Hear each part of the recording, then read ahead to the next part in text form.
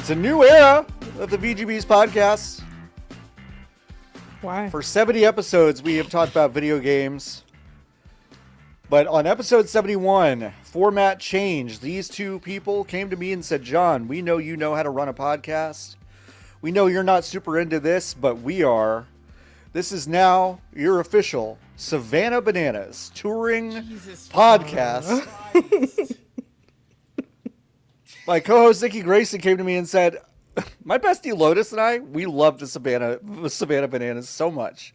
John, we know that you're not that into it, but you have the microphones, you have the StreamYard account. We really want to start a Savannah Bananas fan cast as we tour the 45 stops just announced today. And I said, okay, let's do it. Let's go for it. So for the next 45 episodes, we're stopping once every single time in the Savannah Bananas new tour. And we're coming to you live from Mobile, Alabama, let's say. Christ.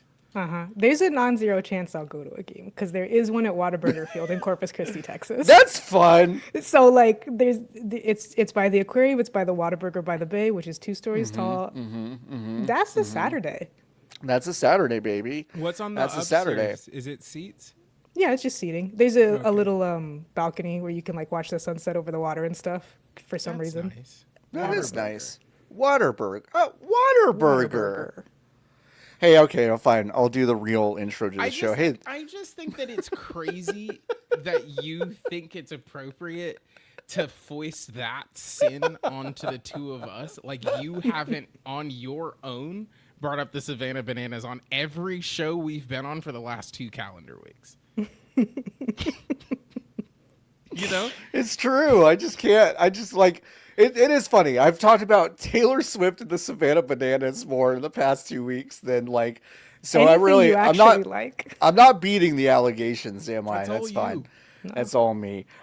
This is the VGBees Podcast. This is a video game podcast for discerning listeners. I'm one of your hosts, John Warren. With me is my forever co-host, Niki Grayson. Hello.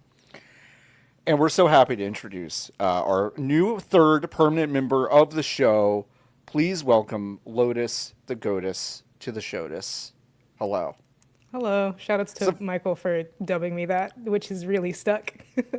Yeah, so I'm gonna be an asshole for a second. I actually said that on Wow. Woo Fuck Hit, Michael Hyam. and then Michael Hyam said that in the Discord. But you know what? I'll give it to Michael Hyam. He deserves it. I hope he found his wallet. Listen to the upcoming episode of If You're Driving, Close Your Eyes.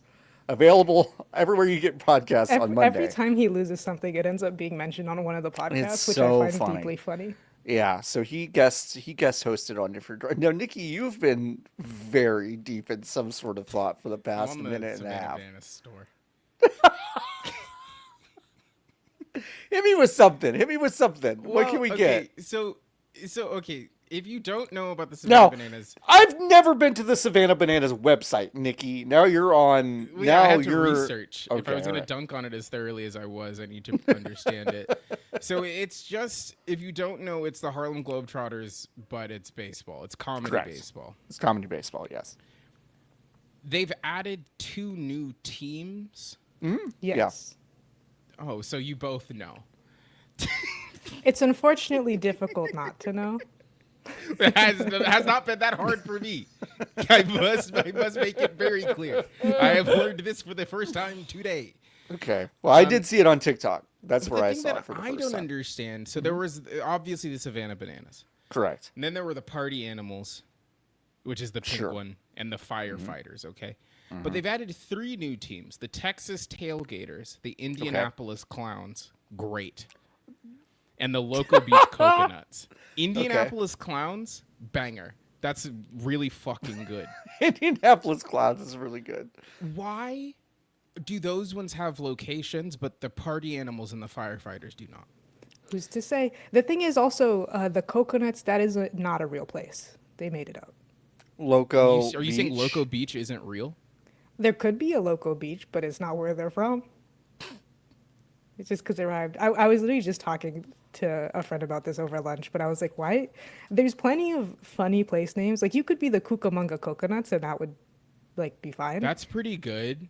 Yeah, I'm sure there's a place vaguely called Loco Beach, or you could be like the party animals and just call yourself like the Loco Cocos, but I don't think it's a real place. In Kenya, Okay. there is a place called Loco Beach with 2 C's. Ah, it's not the It same. is located on the property of the Kenya Pipeline Company. Maybe And their Michael primary did come up mission- with Lotus to Shotus on the Lotus is on the Shotus. I'm having like one of those moments where I'm like, I don't remember anything from any podcast. Why did were I so- think you I were was so so confident, sure? I was just gonna go and with now That's I'm the and thing now I'm that's like so and now I'm like crazy, I right? don't know if that's true. Because you know that you don't remember. So when you started saying that was definitely I have a you, I was memory. like, I have a can't let you- memory. I have a I'm just gonna let you memory. walk. I have a memory, But not for these. but I don't trust it. Not yeah, especially not on these. Yeah. No, that was Michael. Congrats.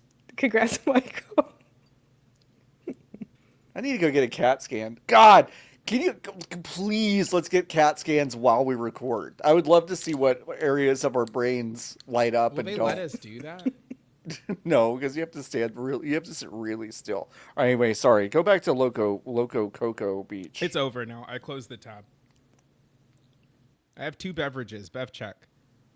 I've got a Ruby Redbird Shiner. Water Lotus? in a Red Sox cup that's been in the dishwasher too many times. Hell yeah. I've got a Topo Chico because I told myself that I could buy it again when I got a job, and now I have a job. Yay! Yeah, So yay. that's nice. And then this, which I impulse purchased because now it's a Turn it just a little bit more. There we go. Okay. Soon Hari sake. Nope, Soju? soju.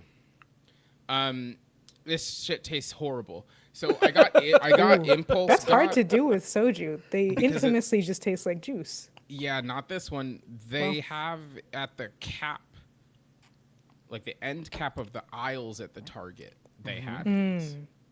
Oh, Target. Yeah, I And I wouldn't. said, "Oh shit, soju," and I grabbed it, and I didn't really pay attention to what flavor I got, and I realizing now I got peach, Yeah, you did get peach.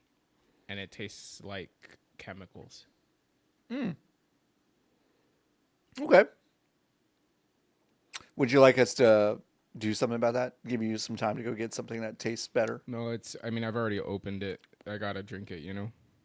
Oh, well, I feel that way sometimes. I don't always feel that way, but sometimes I do. What a, oh, don't do that. What a ginger little sip you took. You don't like it. Lotus, how are things now that your beloved Red Sox have been eliminated from the Major League Baseball playoffs? The Yankees lose, baby. Yankees lose. Not only is that the funniest So thing on the funny. planet, however, if we're being honest and realistic, the Red Sox didn't even deserve to get to the wild card. Yeah, so I was probably. like, wow, they're going a few extra games. Yeah, Nice. 3 games. You're Especially playing with all the house money. injuries. Yeah, Yeah. literally. Just Yeah. just play spoiler at that point because it's hilarious. Yeah. Missing all of the best guys on top of playing like pretty shoddily all year. So Yeah. I'm chilling. That's 3 games. It's That's free games. That's free games. It's more games than my team got. So yeah, that's My great. team won the baseball game in the craziest way I've ever seen. a Yeah, on an baseball game error, get on won. I an- had on a- a heart palpitations because it's like Yeah. it's also there's the instinct to be like, oh, as a professional, you got to know, like, you got to stand up to the pressure. If I was there, Yeah. that's what would happen. Something worse would happen to me, and then it'd be an issue. Yeah, They'd that have to I would- watch me. Yeah, no, for sure. You wouldn't Yeah. be able to. I would not be sleeping. I would be unwell. They'd need to have a guy attached to me. Yeah. What's so funny about baseball is that it's in the score. It's in the box score. It's so Yeah. funny to me. Like Yeah. it would be incredible if like at the end of the Arizona Cardinals game last week, they were like, yeah, Arizona lost, but here's a little asterisk next to it. They lost because a guy fumbled the ball on purpose before he got to the end zone. They don't do that. That's lost in the shuffle. When you Yeah. go back and look at that game 5 years from now, you won't remember that happened. When Yeah. you go back and look at the Dodgers Phillies game, Yeah, that's right there in the box score. Like, dude fucked up. He fucked Dude up fucked so up. bad. Yeah. Couldn't be me. But You know? that's like it's. I've felt for him so much because it is. Listen, I could never be a professional athlete. There are so many things about the game of baseball I could never do. The one thing I am sure I would fuck up on a regular basis is throwing to the right place during when the I can't ball's in even- I play. can't In I a would high panic. space. I would Yeah. panic Yeah. every time. I can't Well, even and do the it in thing this is show. too, every part of it is for him such bullshit. It's the Yes. 11th fucking inning. You're Yes. in LA. Your starting pitcher has already been in this inning, and now you have to go in also because he loaded the bases. And now, good luck, asshole. You have an intense phobia of Randy Newman. You're like, it could be happening in moments. I just gotta get out of I here will without hearing say- Randy Newman. They hit that so fucking quick. Oh, They I hit know. that music They hit it so fast. in a way where like usually it doesn't feel like they hit it that quick, but I think there was maybe there like the play happened in slow motion to me when I was watching it. Sure. And I think it didn't get like the time dilation ended as soon as they hit the music. And I went back and watched the play. They hit that shit so fast. Like the second he crossed home plate, the music was going. Had me fucked up. It was really funny. Anyway, It's the really Yankees lose. So that's good. Yankees lose. If you have not seen it, there is a clip of Vladimir Guerrero Jr. Being interviewed by Big Papi, who is flanked. And this is so important. As he always is. Flanked by Yankees legends Alex Rodriguez and Derek Jeter. And they just cut to Vlad Guerrero, and he goes, "Duh, Yankees lose." And it's because, if you don't know, after the Yankees win, I think he's dead, right? He's the guy dead. that used He's to do super that. dead. That guy's dead, right? Super dead. The Yankees win. He used to say that all the time. Anyway, it's the best clip I've ever seen. Please go find I it. have Yeah. watched it. I watched it Oh, last night 4 times, countless and it times. got me every time. And It's then so I funny. remembered today that it existed, and I watched it again, and I laughed harder than I did any of the 4 times I did last night. And like A-Rod, I think legitimately thought it was very funny. I think he Yes, thought I it was think so, really too. funny. Yeah. I don't think Derek Jeter thought it was very not think it was funny. He is too serious of a man. But like, what makes it even funnier is that for the one game that the Red Sox won against the Yankees in the wild card, Poppy was saying it so fast. He had started saying that the millisecond they had started to point to say you're live. So there's the context of, 2 weeks ago or whatever. You're just watching the logo motion come through to the desk and you hear him going, "Oh, Yankees lose." And Vlad Guerrero Jr., So was he good. imitating specifically that? I think so. I think so. I think Really so. So fucking funny. So fucking Happy funny. to see Vlad Guerrero Jr. smile. I know. I know. He's a smiley guy, but not lately. Not lately. All right, let's talk about some video games. There are a couple things in the news we should definitely talk about. One, Nikki, I gave you a lot of props this week on WooHit after we watched the video of the baby that Nintendo made, the short film that ended up being a Pikmin-related video. Gave Nikki a lot of props because for many years, Nikki has been saying that Nintendo is trying to become Disney. And I don't think there's any clearer indication than a short film That wasn't very good. Yep. Yeah. Yeah. Fucking okay. Yeah, Like, this is one of those things where it's like, as the first prong of a marketing thing, Yeah. sure, this makes sense. Sure. We're 3 years away from Pikmin. Yeah. So what Yeah. the fuck is the... Well, are we What's 3 the years point? away from Pikmin, or are we 2 years away from the second Nintendo Studios film, which is Pikmin and not Mario? It would be crazy, right? I mean, I agree with you, I but could only see them doing it, and this is a non-zero chance, if their plan is also to open sections of Universal that are themed around Pikmin, which they would do because, I mean, one of the most popular areas of Disney all time is Toy Story and Bug's Life, one of which doesn't exist anymore. So, like, I don't know. I don't feel like it's a game, and I really don't feel like it's a movie, just because I can't even. No, what the fuck? Like, what? do you think it's them testing the idea of Pikmin to a wider audience? I don't know No. what. No, okay, all right, I don't think so. I think they're gonna make one of these a quarter, okay. and they're gonna all kind of be weird, and then they're gonna really believe that they've kind of done some hot shit with them. Or are these teasers for Nintendo's Disney's Lorcana, and the Pikmin set is going to be first? If they pivoted back to playing cards, Lotus, that would be such a good idea. So cool. They like Lotus, your money. brain is I- so that's, They like money. That's so true. They really love do. And money. folks, that's why we brought Lotus on as our third, is for insight that like that. incisive, brilliant I mean, commentary. So true. I mean, I was just thinking the other day, like, when Square Enix announced that they wanted to do NFTs, we gave them so much shit. And now the Pokemon company has an app where you pay real money for random JPEGs of Pokemon cards, and we love it. Well, you know what I mean. I love it. The royal we. The Oh, royal it's Royal actually we. probably time for me to crack a pack. So Yeah, do crack a whatever pack. you're doing. Lost in the shuffle of this news piece by Tom Phillips over on IGN. Thank you, Tom. I did not realize this. Or forgot it. I think I remembered that this happened, but forgot the name of it. Nintendo Pictures was called Dynamo Pictures. They were a veteran CGI group. They were acquired by Nintendo and rebranded in 2022, but they did work on Death Stranding 2, which is Yes. funny because they're credited as Nintendo Pictures in the actual PlayStation credits, which is fucking funny. Funny. That's where they learned how to render baby. Yeah. Yeah. It's the same model. They just added hair. Yeah. I am. It's weird. I think like they need to just, if their dream is to be the next Disney, which I think legitimately is what they're angling for. This needed to have come as they just need to follow the playbook. Yeah. And I wonder if this is, hey, we do little shorts now.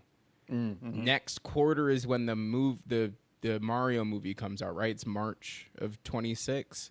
Then they do the same way Pixar does a short before the flick.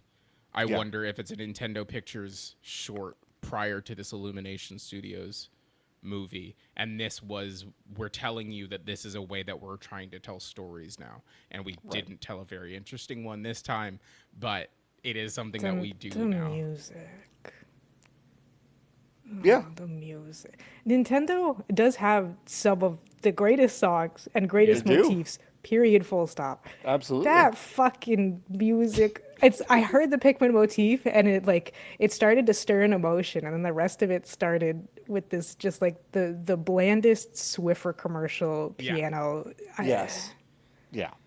Yep. And That like, was the most off-putting thing for me. the thing that's a bummer, right, is that like some of this is you've never heard of Dynamo Studios, No. you know? And that's because what are they good? Like Listen, this like- is a baby. no, for sure. Like That's it a is baby. and they made Pikmin. Absolutely. That is But, a like, baby. are they good? Like no, probably not. Probably so, not. And like they hitched their horse to the Illumination folks, and they're not that good either. So like, I don't know. I think it's like it is interesting insofar as like, yes, it is very clear to me now that is the Disney thing is what they are trying to do. Yes. But because it's Nintendo, they're doing it in the most backwards way possible. So you were 20 of the million views that this got? I'm watching it right now. I think the thing legitimately, like, it's such a nothing burger. of a short. It contains none of the It does not whimsy feel or like a Nintendo thing. It just has Nintendo stuff in it. it just has Yes. Nintendo stuff in it. There's nothing really whimsical or interesting about it. Like those early Pixar shorts, I think had a lot of juice, and this is just a totally juiceless Yeah. thing. Yeah. These are It's they're just they're weird. trying to be Disney, not Pixar, which obviously they are part and parcel now, but even looking at a lot of Disney's like modern filmography is pretty Yeah. well known for being just bland. Yep. To the point where like Illumination has a lot of downsides, but I think that Illumination makes better movies than Disney does right now. Yeah. Yeah, for sure. I think I agree. especially like, which this is an insane thing to say, but script wise, because I do be watching children's Sure. animated Yeah. films, and Sure. I think the scripts for Illumination films are much better in pretty Sure. much every regard. They just Yeah. don't have LMM to sell songs to kids, and I think if they did, they would be unfucking stoppable. Yeah. So true. All right, let's move on. Mina the Hollower was delayed. Yacht Club did not give it a new release date. It was supposed to come out at the end of October. And they basically said, hey, we had that demo out and like we got a bunch of feedback and we want to change some stuff and we don't really have a new date yet, but it should just be a few months. I was excited about this game this fall and now it's not on the slate and I'm kind of sad to know if anyone had any thoughts about this. Yeah, luck to them. Good luck. Glad luck. they have a pile of money to do this with Yeah, from no, Shovel They do have a Knight. pile of money Like to do this with. anybody else, I think it's like, ooh boy, but they've They'll got be more money fine. than God. They'll be fine. And They'll be honestly, fine. like good for them for being like, oh, I guess we don't need to put the game out. Yeah, we don't have to do You know, like it is. Is it sexy that we were going to put our spooky game out on Halloween Day? Yeah, absolutely.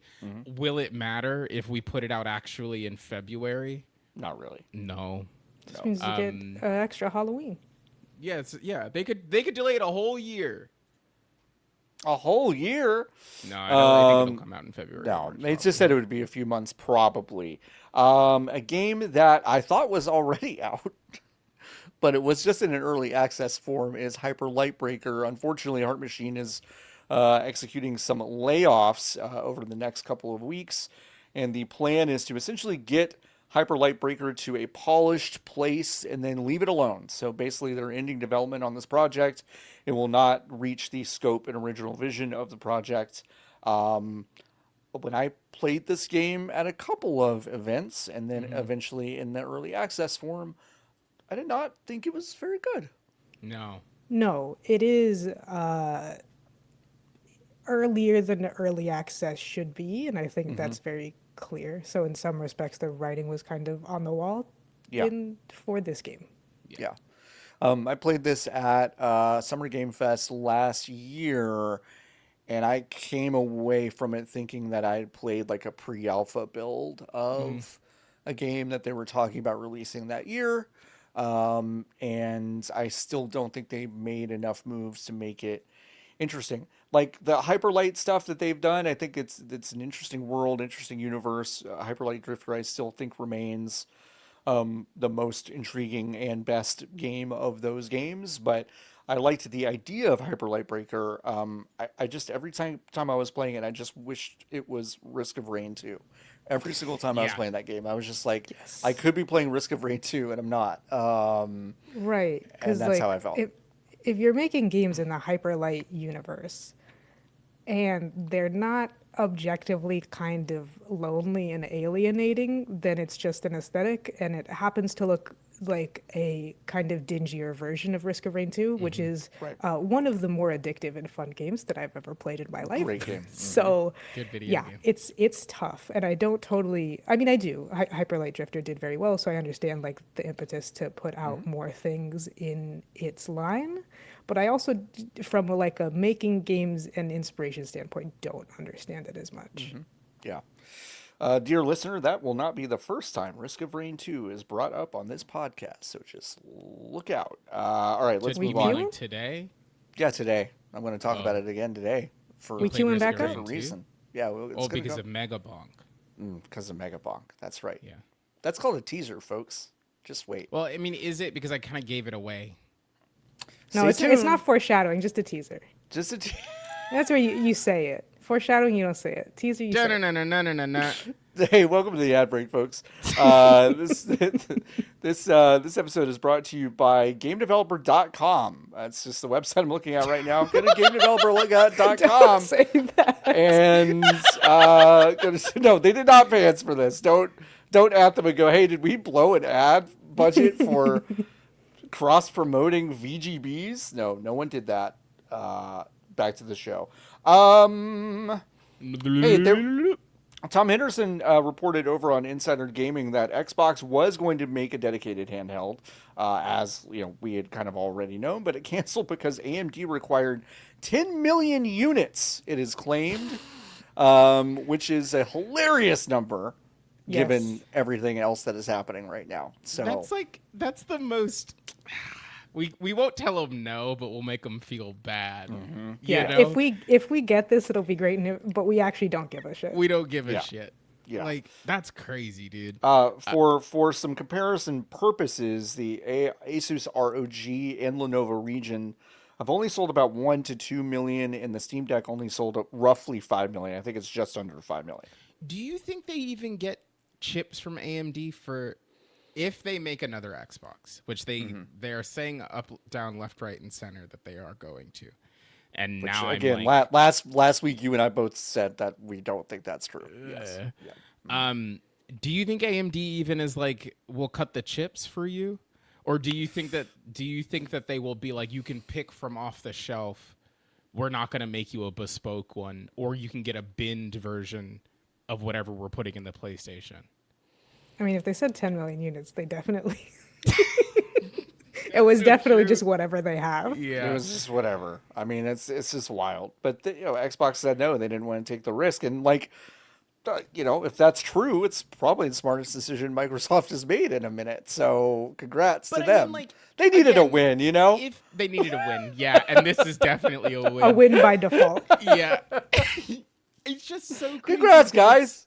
The whole thing about the Xbox broadly was that it was supposed to be, and consoles generally, is that you do not make money on the object.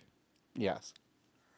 At the very most, you break even on the object, but you make money on stuff you sell on top of the object. Yes.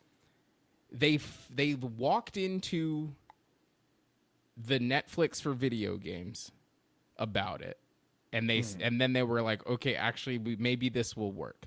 Yeah. And instead of being like, well, we'll just make cheaper hardware and take more of a loss on the hardware so that we can make more money on top, they're like, no. Listen, we'll charge $1,000 for a thing that is about as good as a Steam Deck, which costs $350. Mm-hmm.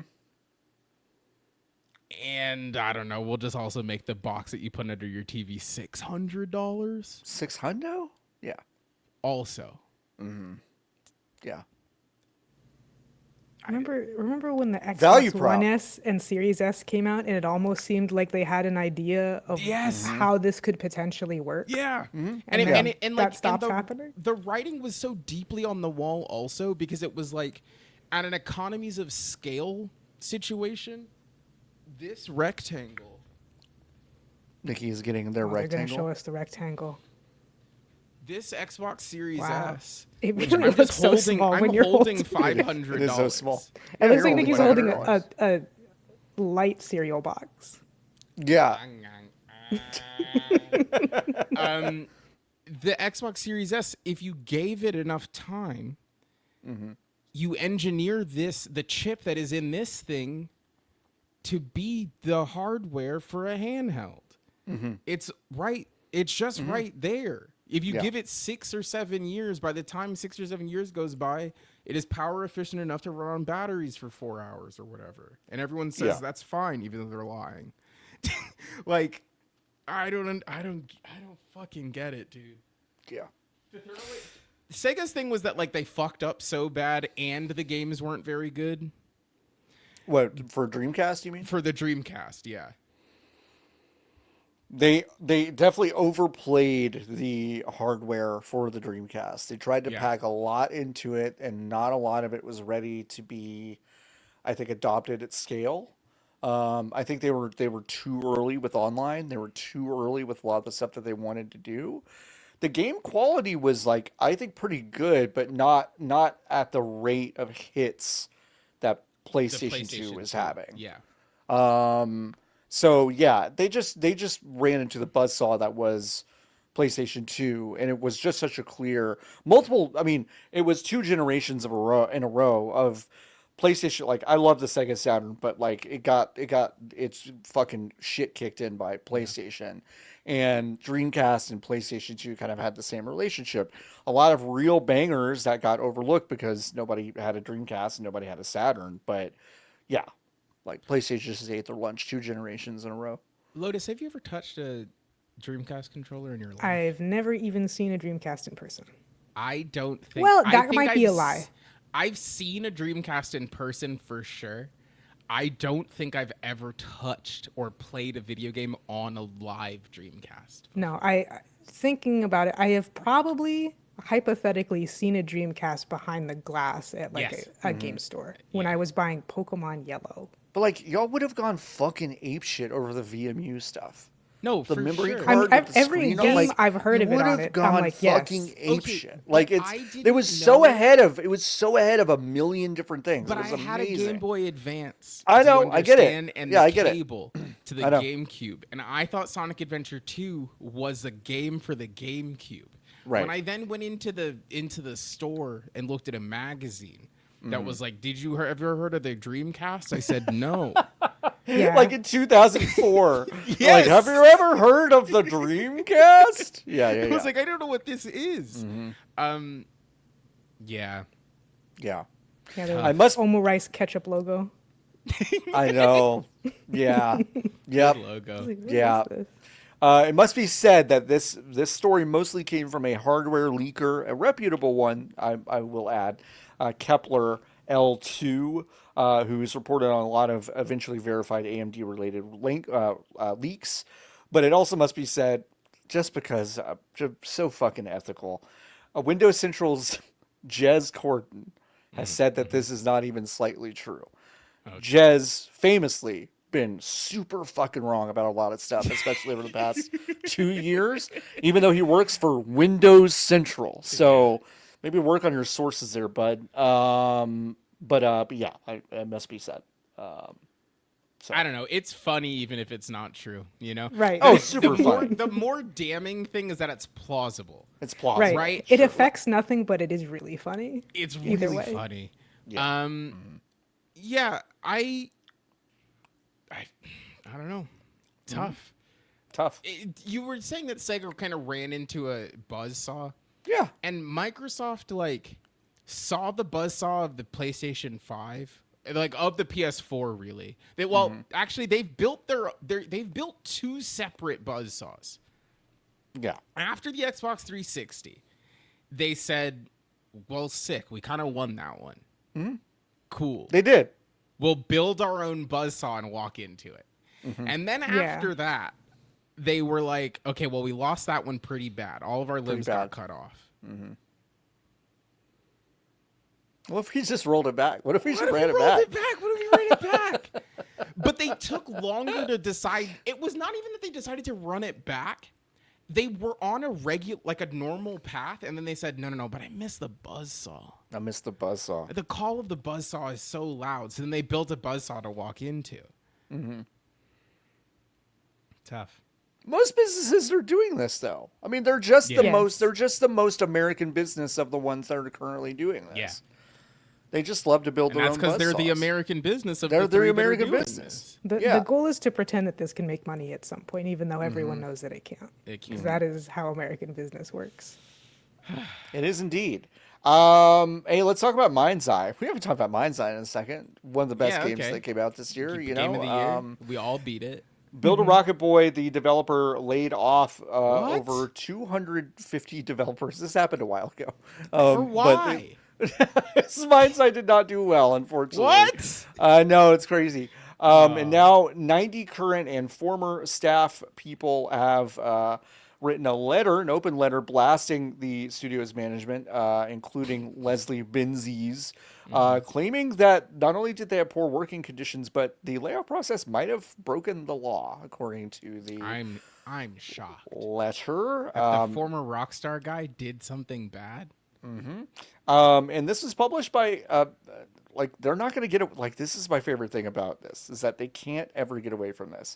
IOI published this game, the makers of Hitman, and so they're going to be forever linked to this disaster. And they basically, the Game Workers branch of the Independent Workers of Great Britain Union, they filed multiple legal actions against Build Rocket Boy, claiming failure to carry out fair consultation ahead of redundancies, as well as multiple cases of unfair dismissal. That's what the union said on October 10th. Is there a physical version of Mind's Eye that I can go buy? Like in a store? Yeah, probably. Yeah, because this shit's going to be off the store soon, I would assume, right? Probably. Maybe. Yeah. How Now, much Lotus, money do you think GameStop wants for Mind's Eye for the PlayStation 5? $54.99. John? I'm gonna say $59.99. Full. Brand new, $39.99. Pre-owned, yeah. Oh, $29.99. Okay. GameStop Lotus- ain't what it used to be. You've put 250 hours into Mind's Eye, and I just want to say, ask, like, how do you feel about this? Like, in the future of, what's it called? What's the sandbox called that they built for it? I don't even remember. No, I'm just fucking with you. There's no way you put any time into this game. Well, I love the part where the villain said, "Mind's eyes, mind's eyes, mind's eyes." I thought it was really deep. So it's a shame that we won't get a follow up to that. Because, I mean, we all know what happens to that guy at the end. So I don't know how they're No, gonna... and it's so So sad or happy, So the sad. thing that happens. Or whatever to him, happened, depending yeah. on what ending you get. Yeah, he collected the Mind's Eye. Yeah. And And we all know what happens when that happens. we all know. We all know. You call Agent 47 in. God, don't you think they had something loaded for that They did. at some point? Absolutely, they did. Oh, man. At what point, I want to be a fly on the wall. Out of all of the meetings that IOI probably had, I wanted to be I want to be on the fly on the wall for the meeting where they have to tell Mind's Eye, we're going to have to hold off on the Agent 47 crossover for this game. Because I just want to know Leslie what point they saw it. pissed. Yeah. So pissed. Leslie was definitely like, oh, at least once we get the Hitman DLC, We'll it'll get some really hit. Yep. So fucking funny. Anyway, but yeah, it's kind of cool that like a union in Britain is actually filing legal action, and we'll see what happens with that. So, I mean, I don't know what money they're gonna get from who, but good luck. yeah, good luck. I mean, the cool thing is that if you broke the law, like the actual law, it may not necessarily be compensation that you're after, but The moral victory. Leslie Benzies might not be able to own a business or something That would like be that. huge. That kind of thing, which should be kind of wild. We'll just go all right, back to Rockstar, huh? probably. Two more news stories, unless anyone's got anything else. Stephen Totillo, thank you for getting the scoop on this one. Ubisoft apparently canceled a post-Civil War Assassin's Creed last year, where you were going to take place during the Reconstruction. You would play as a black man, a former slave who moved west to start a new life, and you're going to hunt down early members of the Ku Klux Klan. A slam dunk idea for a video game if I've ever heard one in my life, but they canceled it amid the reception of the black co-protagonist of Assassin's Creed Shadows and everything else that's happening. I feel like three ways about this. Sure. There are honestly, Yes. when I read it, I was like, slam dunk for a concept that I think people would get excited about. But I also was like, I went back and forth like 10 times. how are they gonna really Yeah, circle do that you square? Do you think Ubisoft is the That's team that you exactly want the thought. telling I guess that story? Here's the thing, because that was my first thought, is like, you think Ubisoft is going to do it? And then I was like, somehow Assassin's Creed 3, not in terms of gameplay, is not bad, actually, which true. is Yeah. unbelievable. Yeah. Like, they're out of the 15 to 20,000 people, or it actually might be higher than that, who work at Ubisoft, a lot of them really care. And it seems like a lot of the people who really care and do like the historical shit are Yes. all on Assassin's Creed. So like, it makes so much sense too that this is a pitch that they would do. Like they already did 3, they already did Liberation Sure. randomly, and so it's Yep. like it makes a lot of sense. Do I trust them? No, but I think that they would do fine. I Yeah. think it would, yeah, and that's I think the it would thing. be I fine. think it would be okay. Fine. It'd be And okay. I don't think it would be like, I think at a certain point, all it would which is like, and again, this is why I feel 3 ways about it. It's like, Yeah. if I assume that Ubisoft does it well or does it justice, at a certain point, it still just does turn into an Assassin's Creed game, except the guys that you are killing are wearing Hoods. KKK hoods, Yep. right? Which is like, that's fine, but is it actually interesting, or is it like that's just the skin that we have wrapped around? Yeah, it's This just one. gonna be a skin. That's Yeah. that's. I mean, that's how all the games are for the most part. Yes, which is, Yeah. and I don't know if there is something to the Wolfenstein games that I think that feels so different about its hatred of Nazis and Nazism and the ideologies built within. Like, it is parodying them in ways that I do not know if Assassin's Creed format wise is capable of sustaining. No, you would if they made an Assassin's Creed game set in the Reconstruction era, it would start with an assassin failing to tackle John Wilkes Booth in time. Like Man, Lotus, they got to get you back in the studio, dude. they're back in Yeah, the studio. yeah. When you not back work at in the Ubisoft. No, they Yeah, gotta no, get you back in there. Get me dude. that Lotus green is- card, install me in Lotus- Ubisoft Quebec. I'm making some changes.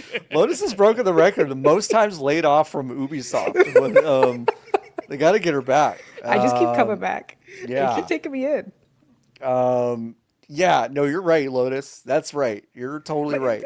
Like sometimes I think about how much research actually goes into the Assassin's Creed Sure, games, like a really lot. serious nailed down Yeah. research, and then they're like, also you kill the Pope and you're best friends with Da Vinci. Yeah, It's like, okay. Yeah.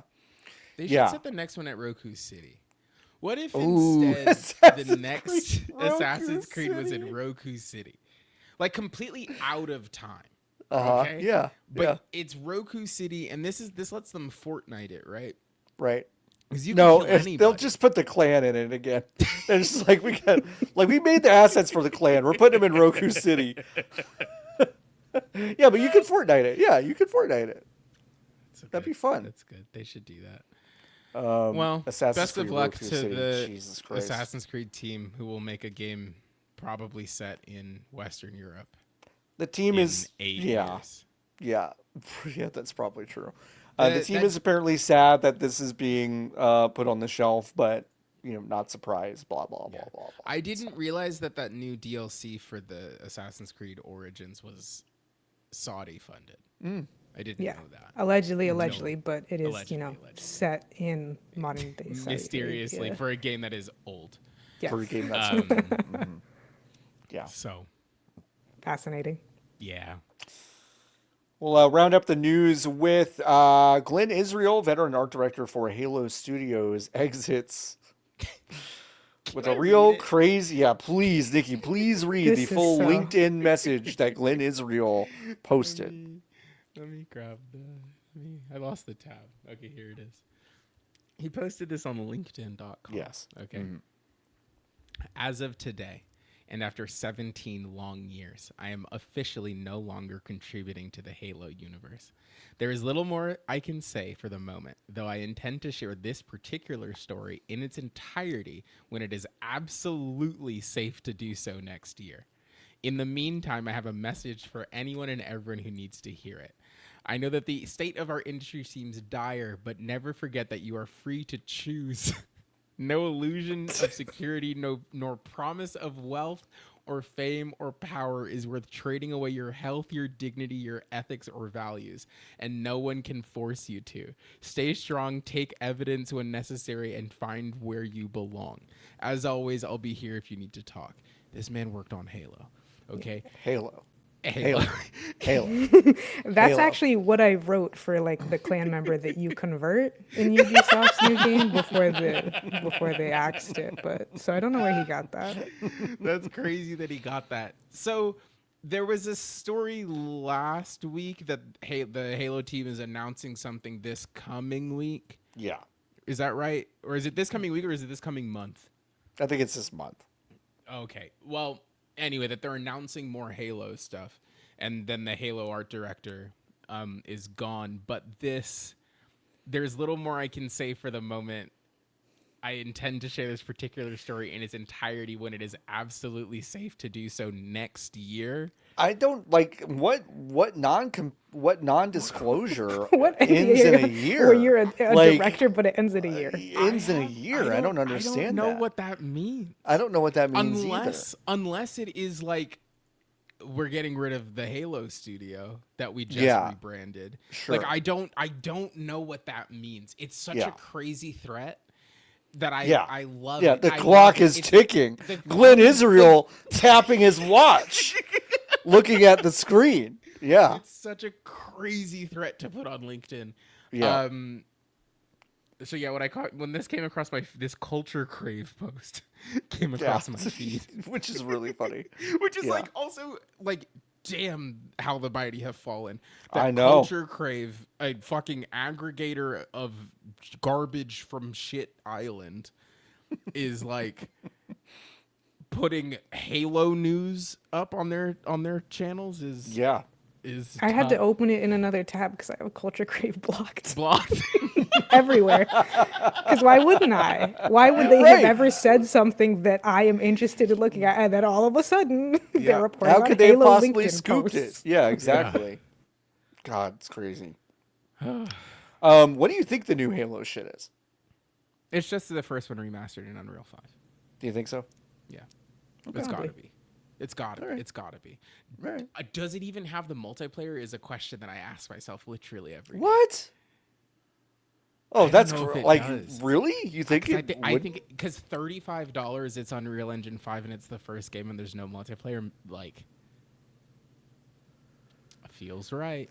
They are the type to be like infinite's the multiplayer game. And Right. this is I the mean, other I one. guess that was what I would say is like I guess I can see them not wanting to cannibalize their own thing if they're really going to double down on all Infinite. of the money they're making on Halo Infinite. I mean, that's like the thing. It's like, are they this feels like maybe they would do multiplayer to actually make a buck or two. I don't know. But then it's like it's not gonna feel the same. No, like it there won't. is something novel, I think, about being like, okay, well, you remember Halo 1. Yes. And the last time we remade Halo 1, it was like the last time we did Halo 1, it was a remaster. Like it was a kind of a down to the studs remaster, but like it was still Halo 1 such that you could press a button and it would give you the old video game, right? This would be ground up Halo 1 again. Okay. And I don't know if people are going to be nostalgic for having Halo 1 if you then say, well, we've rebuilt it in Unreal 5. If they're going to be like, well, this feels good. Don't even give them the opportunity to say this isn't anything like Halo 1 multiplayer by not putting it in the game, and then you charge $35 for it, and it's on the PlayStation day and date. Yeah. Yeah. Okay. They're not I trying can to see make it. money anymore. Like, No. I don't know, That's what you have to remember is that they don't care. And they don't care. it doesn't don't fucking care. matter. So like, Earlier, Lotus pointed out Nintendo likes money. Nikki now saying Microsoft not such a Microsoft big does. fan. they don't. You know, They're so nonplussed towards the concept. yeah. So like, yeah, like, again, slam dunks left and right. They could make another Blinks the Time Cat, you know, and make another $250 million in 15 minutes, but they just won't. Where They the just fuck is won't. Blinks? I want my Blinks in Unreal 5. Please. Yeah, I don't know. I just hope that we see a real uptick in like really insane LinkedIn posting for the next couple years. That would be as delightful. I was just really We had a curious. Harada in the past year, so That's true. Yeah. There's That's true. time. Where's Martin O'Donnell? What's he up to? I don't know. Good question. Can you find him easily on LinkedIn?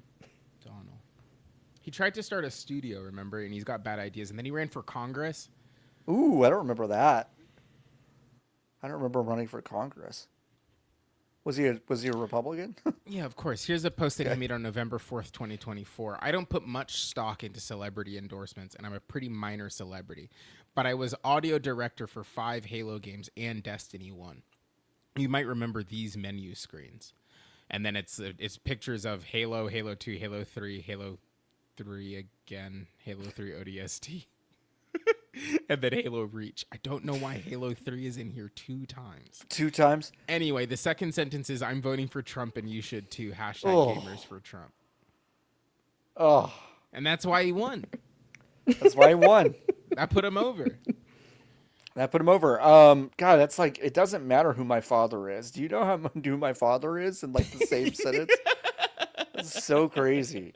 That Anyway, man worked yeah. with Paul McCartney and threw it in the garbage. Yeah. Mm-hmm. That song is so bad. That Have Paul we McCartney listened song. to it lately? I was just haven't trying to listened to play it it in my lately. head, and the song that Why played would we in my listen head. to it lately? No, great question. That's such a good point. The song that started to play in my head is the Peter Gabriel song from the credits of Wall-E is what started playing in my head. Oh, love. instead of the Destiny song. So I don't know what it sounds like. I don't think I could pick that Destiny song out of a fucking Sonic lineup. I don't think I could do that. No. Oh wow. Sir Paul. All right, let's talk about some video games we played, huh? Okay. Let me get a really clean take of this. So so I know everyone's gonna want to clip it and stuff and embarrass me online and stuff like that. Lotus, please tell me about Digimon as much as you care to. Well, there goes Niki, afraid of Digimon, just like the rest of you. Just like the rest of us. Well, the major preface I should do for this is I have never played a Digimon game before, except Digimon Rumble Arena 2, which I bought in the clearance bin from my local GameStop for the GameCube in 2008 or so. I am slightly too young for the Digimon like anime and stuff. They completely missed me. I don't know anybody who likes Digimon. I have very vague understanding of Digimon, and I can only recognize a handful of Digimen. This game is really fun. I've heard really good things about Time Stranger. I've heard good things in general about Digimon World and the Digimon Story series. However, they Yeah. are very clearly for perverts. Yeah. Like in the only like comparison point I have, which is also something I only have vague knowledge of, is like Shin Megami Tensei, where like there's a lot of grinding, but you're not just grinding, you're doing it with intent, and there's lots of systems and stuff. And that sure is the case for this, but I am enjoying it. I'm playing on like regular mode, whatever it's called, as opposed to story mode or hard mode. I am occasionally getting my shit kicked in. I did. Is the localization good? Well, no, of course not. It's by keywords. What do you mean? What kind of question is that? I played the first one of these, Cyber Sleuth, and everyone was like, this game fucking owns. And then I was like, did you read any of the words? No, yeah. So here's what I would say. Number one, I'm playing with the Japanese voice, but I can't read Japanese, so I'm playing in English. But there's nothing that could explain the disappointment of a dub or a localization like that. Like this, there's a big spider Digimon, Spider-Man. Okugamon or something like that. They made that up. Okugukamon? I don't know. There's too many of them. And they have an ability that's called like Okuwamon. Okuamon. Yeah. I think that's a different guy. Whatever. Point is, Big Spider, his signature ability is Venom Blast. And before I even get into that, probably the craziest thing about this game, in general, there are so many fucking Digimon in the game, fully modeled, that you can have whatever you want. The other crazy thing is that every single Digimon has a signature move, and like Koromon has one, And then Koromon turns into Agumon, and it changes into whatever Agumon's is. And then Agumon turns into Greymon, and he gets the new one too. And every single Digimon voices their signature ability, which I find like, just in terms of scale, it's kind of crazy. Like, is it reusing the same voice actors? Yeah, for sure. But it's still wild. It's still, yeah. So I suppose in English, Spider-Man says Venom Blast. However, because I have the Japanese voice on, he says Sting Operation, which is a much better name for it. Way better. That's Way really better. fucking cool. Way better. So there's a lot of stuff like that. And I mean, in general, the story is stupid shonen shit for babies. That is occasionally deeply tonally dissonant, like every shonen is, because they want to be for kids, but they also want to tell like big and interesting stories. Case in point, an hour, not even, like 30 minutes before I had to get ready for the podcast, I was locked in on a boss fight. And I really wanted to get it done before the podcast. So I was just using every single item I have and cheesing the hell out of it and everything. And I'm so glad I did, because I was introduced to the concept that in the future, because it's Digimon Story Time Stranger, they have ghettoized the Digimon. Fuck yes. Let's go. They have built a giant wall. Yes. And all the Digimon have to live on the other side of the wall. Yes! And there is a shadow police that rounds up rogue Digimon that get into Shinjuku. Let's go. Which is so insane. Don't those fuckers live in the computer? Why are we building a wall? Because apocalypse happen, and it And may then or may not be your and they fault. come out of the computer? Yes. Oh, okay, they come out of computer. They came out of the digital world and into the real world. Wow. I don't there think was I've ever. A war between the Digimon. I don't think I've ever looked at like all of them. You can't. You'll go insane. can't. One You'll time, Dude, when I this is- streamed this regularly, is I was bored. crazy. It was Yeah. recommended that I'd make a tier list, and I think after 3 days, I had only gotten maybe a tenth of the way through it. There are so many of them, and when I said what I said on Blue Sky yesterday, John, that is true. They A lot of them turn sometimes into turn sexies. from lizards. Oh yeah, no, this they're Into full people. full on titties on one of these. Yeah. Yes, Angelomon, huge for Huge. me. Influential. Huge. Huge. When in I my played development. Digimon Rumble Arena 2, and I said, "Oh, Patamon's so cute. Patamon looks like an eclair with wings for ears." Yes. And then he turns into Angemon. Yep. Okay, Okay. whatever. Smash for sure, but like you were a little donut before. All of these evolutions look like the final boss of a Final Fantasy game. They're, like and all you, of you them know do. what? And I sometimes love they're it. worthless. Yes. Like sometimes they look cool as fuck and they're Yeah. worthless. I had nightmares when I watched the Digimon movie, which is not really I didn't know this until much later, but the Digimon movie as we got it in the United States of America was actually just 3 made for TV like hour-long specials that they cut together weird. That's the Digimon movie is why I love the Bare Naked Ladies. Oh. Because 1 week is in the John, what do you have to say about that? They play 1 week in the opening of that flick. Bare Naked Ladies, Angelwoman. And Makes you think. Yeah, make you think. Makes you think. So like there's a 3D animated sequence at the end of that movie with Digimon movie last guy. Do you think it'll give it to me? Yeah. It Do you might. think it'll give it to me? It might. Yes. Wait, no. No. So it was cool as hell because Garurumon, Metal Garurumon, and Wargreymon do together. They kiss. They do a Steven Universe fusion. Yeah. And they turn into Omnimon, and I was like, wow, this is the coolest thing I've ever seen. Yes. For the people playing at home, if I remember correctly, Omnimon looks almost exactly like Gundam 01. Yeah. Omnimon's cool as fuck. Just Yes. a cool guy. And again, he was, before he turned into a cool robot, a dinosaur and a wolf. And that to be was clear, the small dinosaur, small wolf. Yes. And that's the thing that is cool about Digimon is that every time they would digivolve, there was like when you were watching Pokemon and there was an evolution, you were like, oh, it's gonna kind of look permanent. like the thing that it's permanent, and B, it's gonna kind of look like the thing that it started out as. Like Charmander to Charizard is like a logical one, two, three step. Charmander to Charmeleon's basically the same thing. It's basically the same guy. He's just taller and a little darker. Okay, but like with Digimon, you never fucking knew. No. You never knew. Once they introduced the fact that two Digimon could kiss, then it was like the whole fucking ball game was blown wide open. John, what did you just find? John's making a face.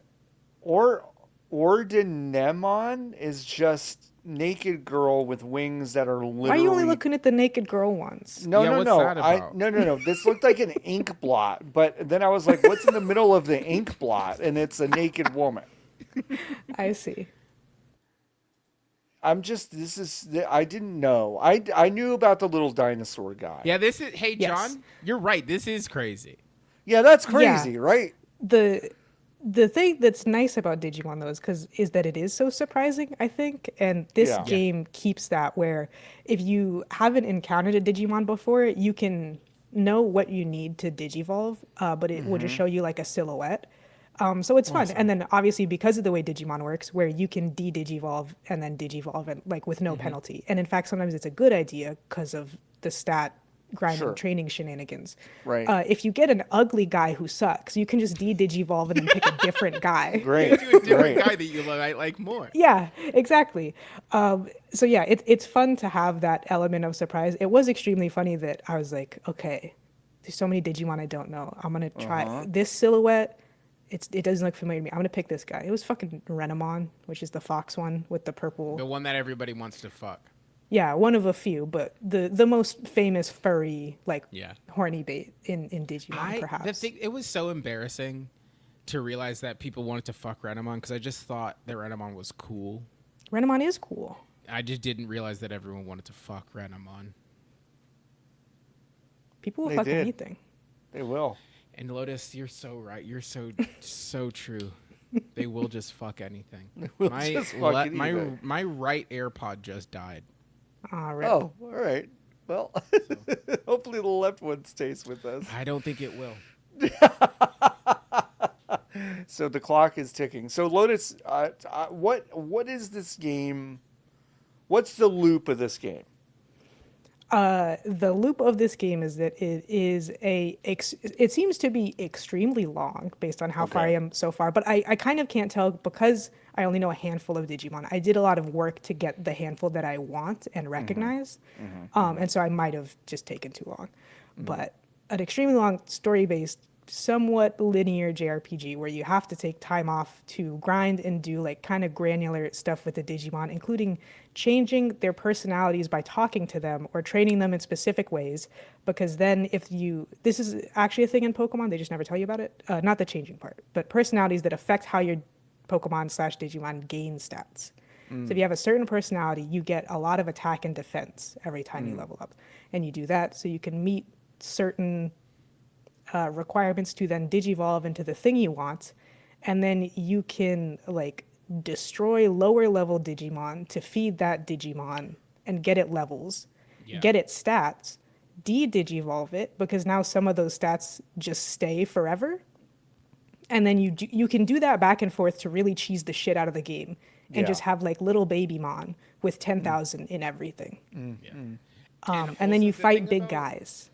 I don't know if it's true in the game, Lotus, but my memory is that there are some Digimon that have forked Digivolution. So, like, depending on... Every fucking guy can turn into at least 5 guys. Yes. Yeah, so depending on the ways that you... And it was like this in the Game Boy Advance and the DS games that I played. Like, depending on how you coddle the lizard, it will turn into a different thing.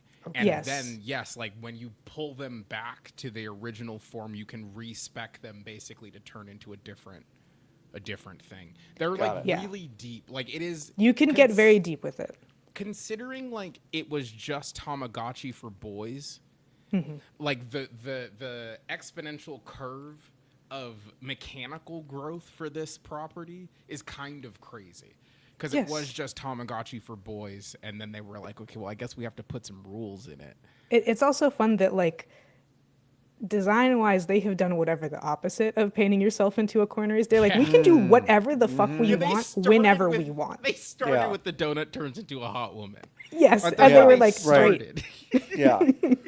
Well, and I was going to ask a dumb question. I was like, well, they're digital, so why do we care about them? But now they're ripped out of the fucking computer, so they're real as fuck now. So I mean that's the thing with Digimon is it's always been, especially because it's a Y2K property, there's always been the real world and the digital world. And like they're equally real. And like the Digimon do live there in their own world, and sometimes the people get sucked into the digital world and they can hang out. But like they are real and have feelings and yada yada yada. And yeah, this story's dumb because you get like a protagonist Digimon who's like a very boring shonen boy who is basically just human, and they try to shortcut any kind of personality that he has because you literally see him hatch out of an egg basically. And so it's like Cool. he's talking about how is- oppressed he was in the human world, and I'm like, you were there for 12 hours. I'm sorry you had to wear a hat because you have horns. Freak. And now he's about to be ghettoized. That was my cliffhanger that I left on. We just got captured. Is there? There's also time travel. Yeah, I was gonna say in this so. one. Yes, it's called Time I Stranger. mean, it's called Time John. Stranger, I guess. Yes. Yeah. The So- extent of the time travel is not clear to me at this point. Okay, that's what I was gonna say. Because you're what? How far in are you? 30 hours about? 30 Whoa! hours and you, haven't And you gotten to still the don't know the time fucking stuff. time part? No, but again, I did spend Whoa! an untold amount of time. That's the thing is like I don't play really long RPGs or JRPGs very Sure, often, yeah, and so yeah. like just trying to guess the scale of it is a little difficult because I'm not That's used to funny, it. though. I mean, that's like spending the first 30 hours of Breath of the Wild in a cave. It's like, you Yeah. haven't been outside yet. Can't wait for the wild to hit. I think it's because there's so many systems, and like it starts you Yeah. off, and in the first, I don't know, 2 hours, I would say, you're already at the point where you can put the Digimon in the farm, and you can train them and digivolve them and re-digivolve them to juice their stats. And so I think it's trying to keep it somewhat linear. I don't like the story is just that you get sent back in time, and you're trying to get back to your main time. I have just gone back to where I'm supposed to be, but it's different. Like we have changed it because I was in the past and we did different stuff, right? Okay. I don't know if like the game is gonna make a whole thing out of time traveling and just let me do it whenever I want. But it Oh, I see. possibly could. Like I don't know if it's just stages of you're in this timeline to that Yeah, one, or if it's a mechanic. or if it's a whole mechanic. It feels like it should be a whole mechanic. I'm not sure if it is though. Yeah. Lotus, do you want to know what how long to beat is for this video? Oh. Yeah, I'd love to know. 36 and a half hours. That is so funny.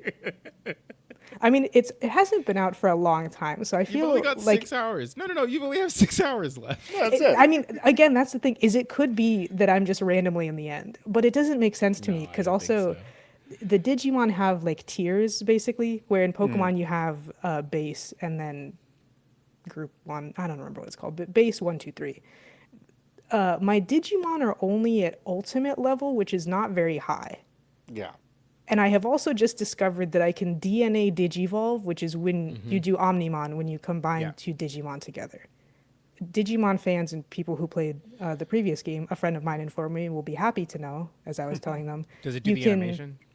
Does it do what you want? So you can permanently DNA Digivolve Digimon, or you can, if you have both of them on the field of battle, you can Digivolve them for one turn to do like a super attack, Fuck yeah. dude. which is cool.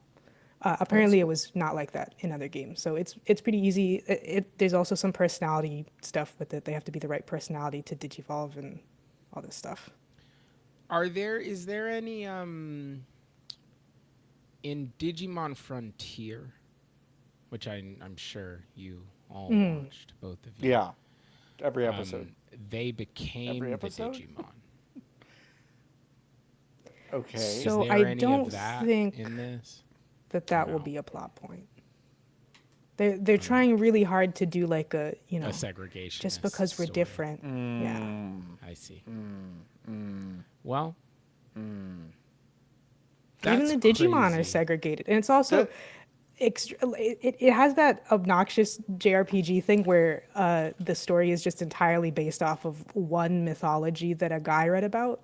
Right. Yeah. So like the Digimon world is named Iliad. I don't know if that's always been the case. And the bad Digimon are called Titans. And I was like, but They're normal size. They're like normal guys, but it's like Titan's like a faction. I don't know. They just started. Oh, on the same date as the video game came out, they started a new season of the anime. It is on Hulu. Or wait, huh? Oh, it's on Crunchyroll or Hulu, I guess, depending on where you are. Crazy. That's cool. Listen, That is cool. I thought Digimon was so fucking sick. Like when I was young, I thought it was like, it very frequently and very quickly became more interesting to me than the Pokemon anime, because at the time, as a child for whom it was appropriate, I was like, this fucker's not growing. Like his narrative, Ash Ketchum's narrative arc is not interesting It's at stale. all. Sure. It's the same fucking thing every time. But you never knew what was going to happen when you watched Digimon, and it was so different every single, like, at the beginning. And to be so clear, the span between when I started watching Digimon as it was aired in the United States of America, which was in hold on, I want to be correct on it. Give me a second. Digimon. Okay, that's correct. Digital monsters, Digimon Are the champions. So, like, in the United States, it was around 2000, 1999, 2000. And then the end of me watching Digimon was 2003. Okay. It's like it was a 3 or 4 year jump, but every year was so different. And the Pokemon games, because there were games attached to them, because it's the same problem that the games have, that the IP has right now, which is that, like, it's cadenced out, reliant on each other. Digimon didn't feel like it had that issue, and it was constantly different, and it was constantly changing, and that's why I thought it was so cool.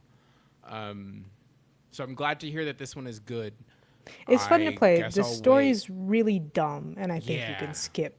Like, I don't know. This game took them forever to make. There's some like weird stuff that is like, okay, I assume this is either a really weird localization thing where the localizers took a very huge swing, which isn't the case because it's keywords and it's all AI. Or like I don't know what. The main thing is like the designs of the lead characters are extremely cool. The protagonists that you play as. And that is because they're like a secret agent from the future. Got it. And so when you go to the past, immediately the kind of main protagonist girl, deuteragonist girl, is like, oh, your clothes are like so weird. What the fuck? You look like are you cosplaying? Like, what's going on? And so then like people try to start to catch on to you. And so she buys you new clothes. And her dad, who you're staying with, literally tells you like, hey, you know, I know that it's not your style, but like if you could wear the clothes, she's been having a hard time. So please change it at the clothes. So you do. And then for the entire rest of the game, she continues to mention how your clothes are weird, even though you're not wearing them anymore. And in fact, you can change your costume a lot. You can buy new ones. And there's a bunch of paid DLC ones. And yeah, there's just like a lot of random stuff like that. The stat bonuses don't appear properly. Like you have a 150% damage and it always shows at 200% for some reason. And there's just like a lot of weird little things like that. The worst thing about this game is the menus. Everything's in a different menu. There's no way to like bookmark or tag stuff. There's not like a Digimon compendium, so you. Ooh, weird. It doesn't matter if you're going. You can always see all the Digimon you can digivolve one of them into if you have it, and all the ones you can go up to. But then you can't see like where it spider webs out from that. So I'm like, fuck. Does Woodmon turn into Togemon, or are they not related at all? And they're in the same vertical class, and other guys can turn into either like. Just stuff like that. Digivolution and setting up the Digimon are different menus. Why? It's really weird. You can't digivolve or see what a Digimon needs to digivolve from the farm, which is where you train the guys. You just you need a pen and paper to play the game. You need spreadsheets. It's like you're playing Fez or Blueprints, but it's fucking Time Stranger. It's so like. There's a lot of stuff there that just kind of doesn't work, but I don't find it too cumbersome because I will just write it down or open a website that tells me what the tree is. Which is but like, it should be I don't in the know. game. I think it should be in the game, but how fun to stretch your brain a little different, you know? I mean, I do. I'm glad I can't see any of the Digimon, and I'm just randomly. I'll be like, oh, these guys can Digivolve. Okay, Okay. let's see some new guys. Yeah. For $1 million, how many video games are listed on the list of Digimon video games Wikipedia page? 52. I'm gonna say 27. Nikki, you win. Price is Right rules. It is 63. 63 Damn. video Crazy. games. Does that include are there mobile ones? There are mobile games. And probably yes. I web wasn't browser, really you have thinking to about imagine. those. Yeah. Yeah. Damn. Now That's that cool. I think about it. Yeah. That's cool. Yeah. Good for them. Good for them. You've convinced me that, like, this is a classic example of a game that, like, the last week of December this year, I'll be like, oh, Nikki's still here, but in stream audio only. Sorry. Like, the last week of December, I'll be like, what have I missed this year? And I will pick this game up and play it for, like, Yeah, just no 3 hours. And I'll just like, and maybe I will do that. But yeah, it's just one of those games where enough people have said, actually, this is really kind of cool. I'm having a good time. Part of it too Yeah. is that on the like first or second day I was playing it, my GPU started to fail. So I like great. I got the bottle taken away from me right when it was starting to get good. So that I did get the new GPU and immediately play 12 hours of it straight without thinking about it. So Yeah. That's a good Yeah. sign. Put that it's a on good. the good screen. sign. I'm having fun. I don't know. Next time I get to like a point of just grinding and stuff, I'll stream it and show y'all. Yeah, Please. please. I would love to see that. I want to tell you all about a game called Shadow Labyrinth, a game I started playing last week, and it The is Pac-Man game? it is the fucking Pac-Man Metroidvania, the grim one that dark. I Charles forgot about hated? this. It's the grim dark Metroidvania with Pac-Man in it. Yes, it has gotten very, very mixed reviews. One of those games that has just been all over the place with how people feel about it. I actually think John this game loves is it. kind. I Yeah. think it's kind of cool. I think this game's kind of cool. Fucking do it. I think this game's kind of cool. I like that it is. Listen, in a world of Hollow Knights, which for all intents and purposes is a Metroidvania, but it's so unbelievably like overbearingly large. It's hard to feel for me like I can just kind of dig into this. I think with something like Hollow Knight, if I got to remember where shit is, and you do in that game, I got to play it through. Like I just have to Yes. like sit down and like I can't. If you take come a break, back to you it. are fucked. So I know I want to do that, but I'm not there yet. With Shadow Labyrinth, it is a much simpler game, but imagine, if you will, some sort of weird future world scenario, and you end up in this weird prison, and literal fucking Puck from Pac-Man, Puckman, is like, hey, friend, the game starts with, you're the 8th one that it's come through here, and none of them have made it. That's crazy. But I'm joining you in your journey, and let's go, friend. Wait, sorry, is it the same Pac-Man It's the same Puck. for all? Yes. Okay. And it's just forlorn that no one else has made it through this thing. Fucking wild. Takes no time for the Pac-Man of it all to basically reveal itself. You can eat the boss enemies in this game to get some sort of abilities or power-ups, which is really cool. But also there are just moments where it's like, oh, you can't go anywhere, huh? But you see this rail that's on the side of the screen? You're just going to turn into Pac-Man now. And you're going to trace this path like you're just fucking Pac-Man. And you're eating power pellets. And what are the power pellets? That's right. It's the soul's currency to upgrade all of your shit. Of course. So it kind of whips ass. I don't know. Like, I kind of like it. There are like weird platforming sections where you're Pac-Man and you've got to jump between rails and stuff. This is a weird game. I one of those games that I am filled with mirth that it exists, because it just feels impossible. It feels like a dartboard project that someone at Bandai Namco Some shit that was would be on the like, Sega Saturn. absolutely, Yeah, 100%. it feels like a Saturn game. That's why he likes it. And I think it's really interesting. Now, I've not gotten super far. I don't know how mechanically dense it gets. Maybe it gets super frustrating. I'm not sure. But so far, for the first few hours, I don't know. I think this is a really interesting mishmash of things. So That's so cool. yeah, I think it's kind of neat. So a very, very divisive game. I don't know. It's been on. I think it's already been on sale on Steam. I think I picked it up for about like $4 off or something. But it's cool. I've just enjoyed the first few hours of it, and yeah. And then, folks, I played a game called Megabonk, which Yeah. That seems. I saw the trailer for this, and I legitimately didn't tell you about it because I thought it would maybe become a problem for you. But it seems like you maybe found it on your own. Someone sent John crack cocaine in the mail. hey, folks, when did I download this game? Y'all want to guess? 2.5 days ago. Yeah, and I'm gonna say you've got 30 in it. 15 and a half hours, and it was 2 days ago. Yep. Damn. So yeah, it's Vampire Survivors. Yeah.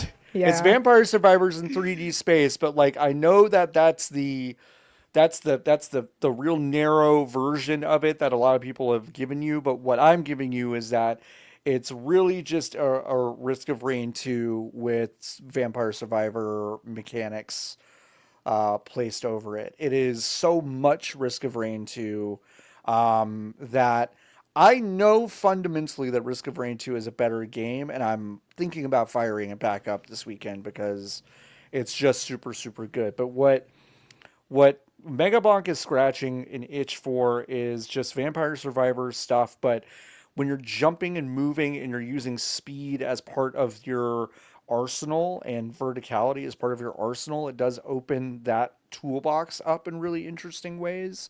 That the thing that I think is tough for a lot of people to get past, and it is tough for me, is that it's clearly made by some sort of fucking mega dork meme lord, and like every single thing is just pizza tower. Yes, like everything is just a layer meme. Like, you know, the money power-ups are called, like, you could go stonks, like, the second you pick it up, and it's just, like, it's just stuff that's, like, it's hard. Like, it's tough for me to, like, take it super seriously, but the game is very clearly not trying to take itself super seriously. It's sold, like, over 1 million fucking copies in the past, like, week or whatever. If you like a Vampire Survivors, if you like a Risk of Rain 2, if you like a fucking galactic Deep Rock Galactic Survivor, it is really fucking good. It's really good. It's just really fun. I love like stacking like 20 poison power-ups on top of each other, and then a boss pops up and its bar just turns almost purple, like purple almost in its entirely immediately, and it just slowly dies of poison as I'm running around avoiding a million different hordes of things. There's a boss in the second level called the Scorpion Nussie. Stupid. It's fucking stupid. Because Dark Souls. In the desert, you fight a boss called Lil Anubis. I can't wait till they make a normal mod for it where everything is named normal style. Borderlands, yeah. It's something other than Borderlands. Like it's just gumbo. It's just bullshit gumbo. It's gumbo. I mean, it's gumbo. I love gumbo. Love gumbo. Love a brown soup. But it is the most kind of hopelessly one more run addicted I've gotten to something in quite a while. And this one, I don't think this will even be on my machine in a week. Like I just like I'm gonna extract it, and I'm like, and then I think I'll be done. I don't even remember what the name of that game that I felt the last way. It was the one where all the guys are emoji and it's on a grid like threes. Do you know what I'm talking about? Yeah. No. Merge Maestro. Merge Maestro. Yes. Yeah. Oh. Which I was like, literally for a day and a half, I thought that was going to be the biggest game in the world. Yeah, it fell for off. a day and a half. It fell off so fast. Yeah. But same thing. Like I do think there is something beautiful about, which is like, I don't know, how much is Megabonk? Like $3, $5, $9? No, I think it was $10. Okay, that's honest. That's still great, right? Like, Anything below $12.99 is like that's basically nothing for a video game. yes, and like I do think that there is in the economics of it, right? Like I do think that there is part of when you design your game and market your game and position your game price wise, where you're like, yeah, I will get people to buy it and then keep it past the return window. But Yes. if they don't stay, then kind of like whatever. I'm gonna get like a very dedicated group of people who play this game, but like, yeah, kind of it like what Why would like you do whatever. this? So it is Borderlands. So John's when you put the death screen on the screen, okay, folks, for listeners, and it is a skeleton wearing sunglasses doing a kickflip. this is a and character in the above it- game. Okay. Yep. What's his name? What do you think his name is? Mr. Bones. Lotus, do you have a guess? I'm gonna say it's just Jack. Honestly, I love both those guesses. It's Calcium. Stupid. Oh, okay. I see. But that is, you know what? I will say that's better than Mr. Bones. And so, and then it says you dead, DED, maybe All him, lowercase. all lowercase, maybe him skill issue ? That's what happens It's when you pretty die. close to Borderlands, It's brother. pretty close. Yeah, the difference between Borderlands is that it's more out of date. It's Yes. more out of date. Eternally. Yeah. This character does do a kickflip every single time you jump, which is actually cool, and it's That's the cool. fastest character in the game. That's So That makes it sense. is pretty good. pretty. But that's kind of the level we're talking about. Yeah, It's like, tough. It's tough for maybe this is just my cynicism and my hateration, Sure. but like In this these- dancery, in this Lotus? dancery That's right here crazy. today. But these things make me so eternally cynical because I don't even think that it's like, oh, real memers made this. It's like, Right. you know, this is nice on social media, Right. and this Yes. this will get the epic lulz and the clicks. And I'm like, I would prefer if I could believe that they actually just think this shit is funny, but I don't think that. You Yeah. know? Yeah. Yeah. I think that's astute. So yeah, that's Megabonk. I've played a whole lot of it. Nikki, I want you to tell me about these two things that you've written down here. Some indie game I've never heard of, and then a computer. Yeah. I've played more Hades 2. I'm hearing Malinois talk more. And I'm like, damn, you're kind of annoying. In a way that's I think she's in a kind of way that's annoying. like- in a way that's like, It really nailed it with Zagreus. That's part of it. That's part of it, Yeah. is that they nailed that really well, I thought. but the kind of like Malinois's driving, she tells everybody she sees everything that she has seen in a way that feels like a child and in Yeah. a way that feels narky because of how old she is. Right. So like kind of I'm like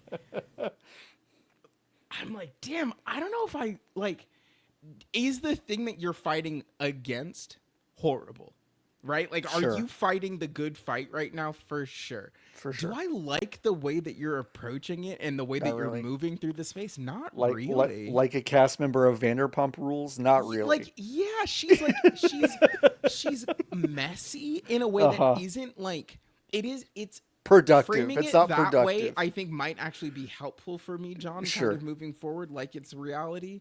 But Yeah. like, or reality TV, I mean specifically, Mm-hmm. but like, she's telling everybody about the things that happened to her. She's really messy, and the ways that she is messy, and I think this is because I am playing the game kind of out of order.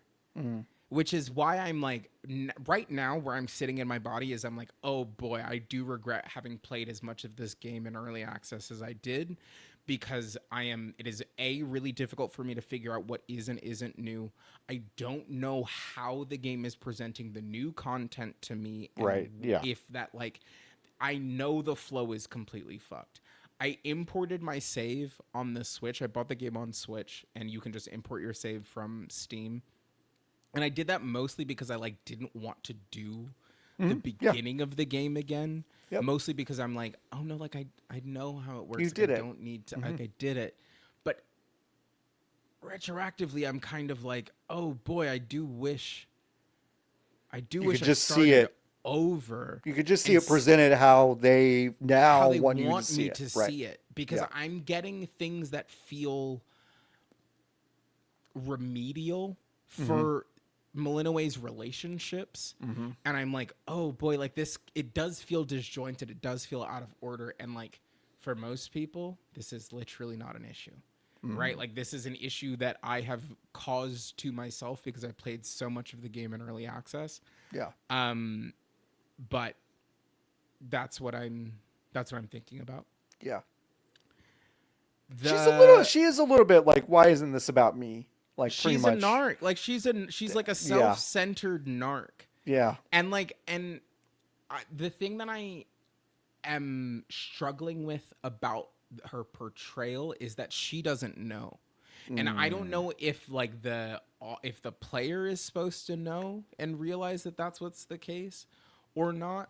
But like my read on her is like, oh, I'm kind of annoyed by you actually. Like I'm in support of the ways that you're trying to free your father and brother and mother from eternal time jail. Like absolutely get on it. But the ways that you're kind of stepping on other people to get there kind of doesn't feel great. Yeah, as much as Hades is about storytelling and characters and stuff, I would never presume it to have the depth of character, the depth of writing to do Yeah. that kind of thing intentionally. Yeah. So You fight, this is a mild spoiler, one of the bosses when you go up is Prometheus, okay?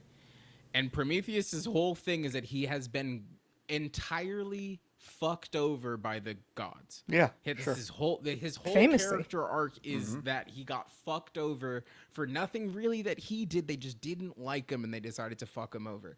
And Malinois is kind of like, nah, I get it. I get why they did that. And like, it's like, no, like, what? Like, are you sure?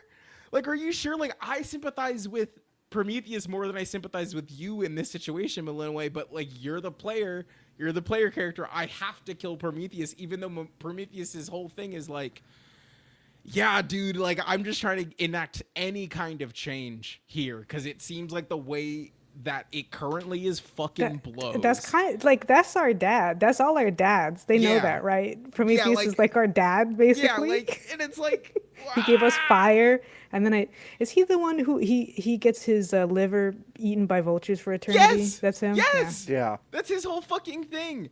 And it's like, Malinois's like, nah, dude, I gotta fucking end your life every single night if I want to, in order to stop the thing that's happening, because my dad is stuck in time jail.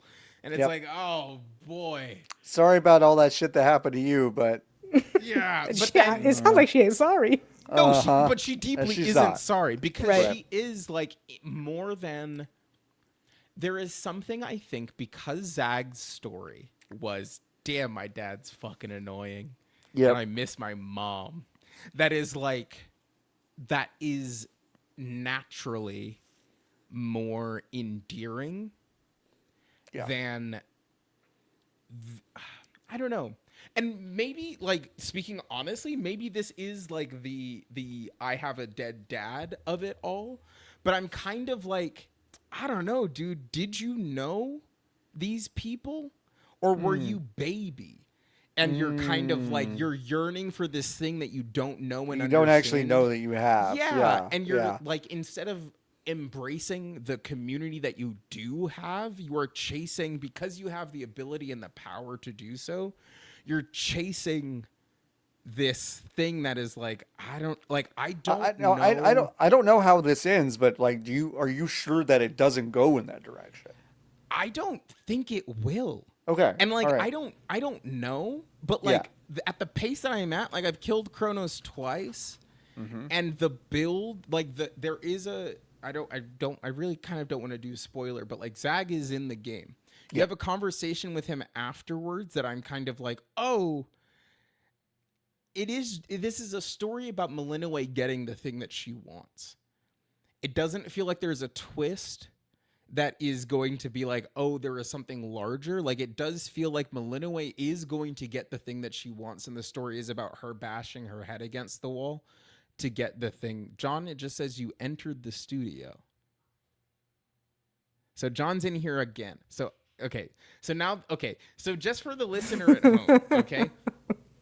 On the video version, which you can find at youtube.com/VGBees, I think. Hey, folks, I'm reversed in this one, too. Yeah, and no, you're which also is on a crazy. different microphone? You're on a different microphone, and it seems the color grading is also different. Different.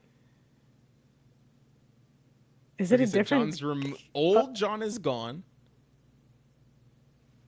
Do you want to say some words into the microphone? Hi. That doesn't sound right. Not quite. Leave this in, Jordan. Yeah, leave this in. And maybe to your point, Nikki, even if it does turn out that there's a big twist, beating the game multiple times and not receiving any inclination of it is its own criticism, even if it does change pretty drastically.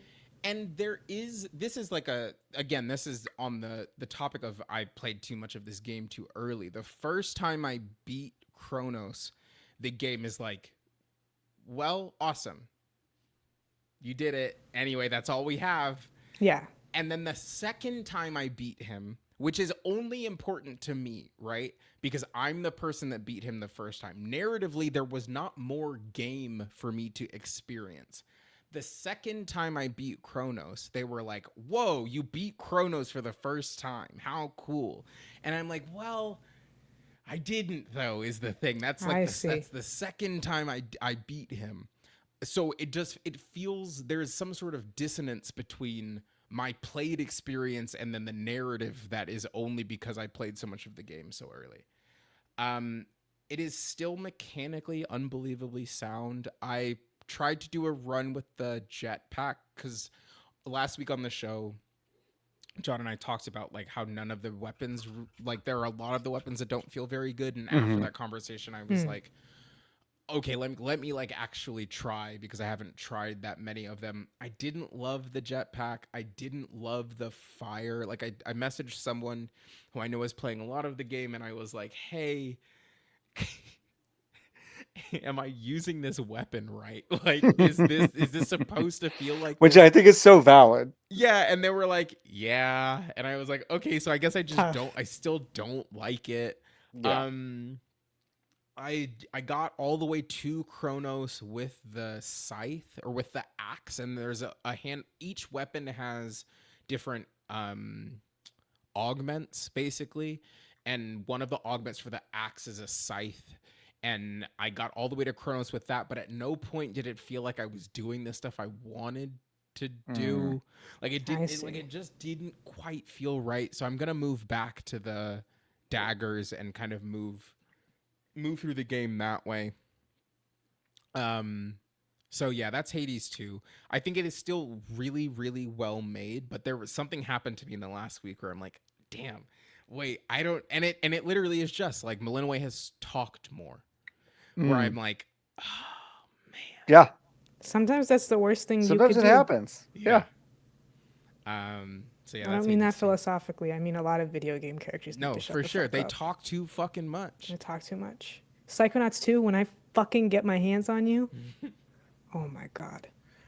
Do I sound good enough to keep talking? You sound great. Yeah, good You enough. sound regular now. It sounds a little. There's like a little tinniness or something in there. But I think Okay. it's fine. Something's weird. Okay. But you know what? Listen. We pay StreamYard $800 million a year, and it's the best. It's the best one of these. I'll show y'all earlier. Running, dude. So okay, this is okay, such no, a no, good fucking segue. It's a great segue because, folks, before I got kicked out of Chrome, full screen, middle of this podcast, I got this screen, which is a Explore PC Deals full screen ad all over my monitor that says performance that's 2 times faster. This just got plastered all over my screen, completely blocked what I was doing with Lotus and Niki. When I closed it, my Chrome shut down. So it is an advertisement to buy another computer. I'm in there, folks. Hey guys, I'm fucking in it. You got me. And you're not getting me again right now. So, and you're especially not getting me right this fucking instant while I'm working on some shit, Bill. Like, what are you doing? Literally every time I see this screen, I go, oh yeah, I need to figure out Linux. I know. There's no other reaction that's reasonable, which is unfortunate because I don't want to have to do that, but I am being forced. Yeah. Oh no, Nikki's camera can't focus. and Niki is completely right. There you go. It's fine. It was just your chair. It's an amazing, weird, timely segue because Niki, you have a razor blade. Wow, holographic. For labor purposes, I was given a Razer Blade 16 from the year of our Lord 2025. Which already an insane sentence. Yeah. The concept that a Razer would be a work machine. That's what they offered, and I said okay. And then for sure. I will say this: did on Tuesday, my first day back in the office this week, I go up to the person who gave me the laptop and say, "Hey, I hate using this." And they said, "Nah, but I think you got to keep it." I said, "Okay."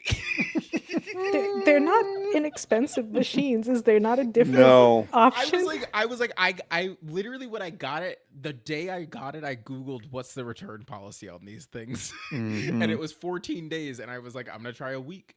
And I got half a week and I said, please take it back. And they said, no.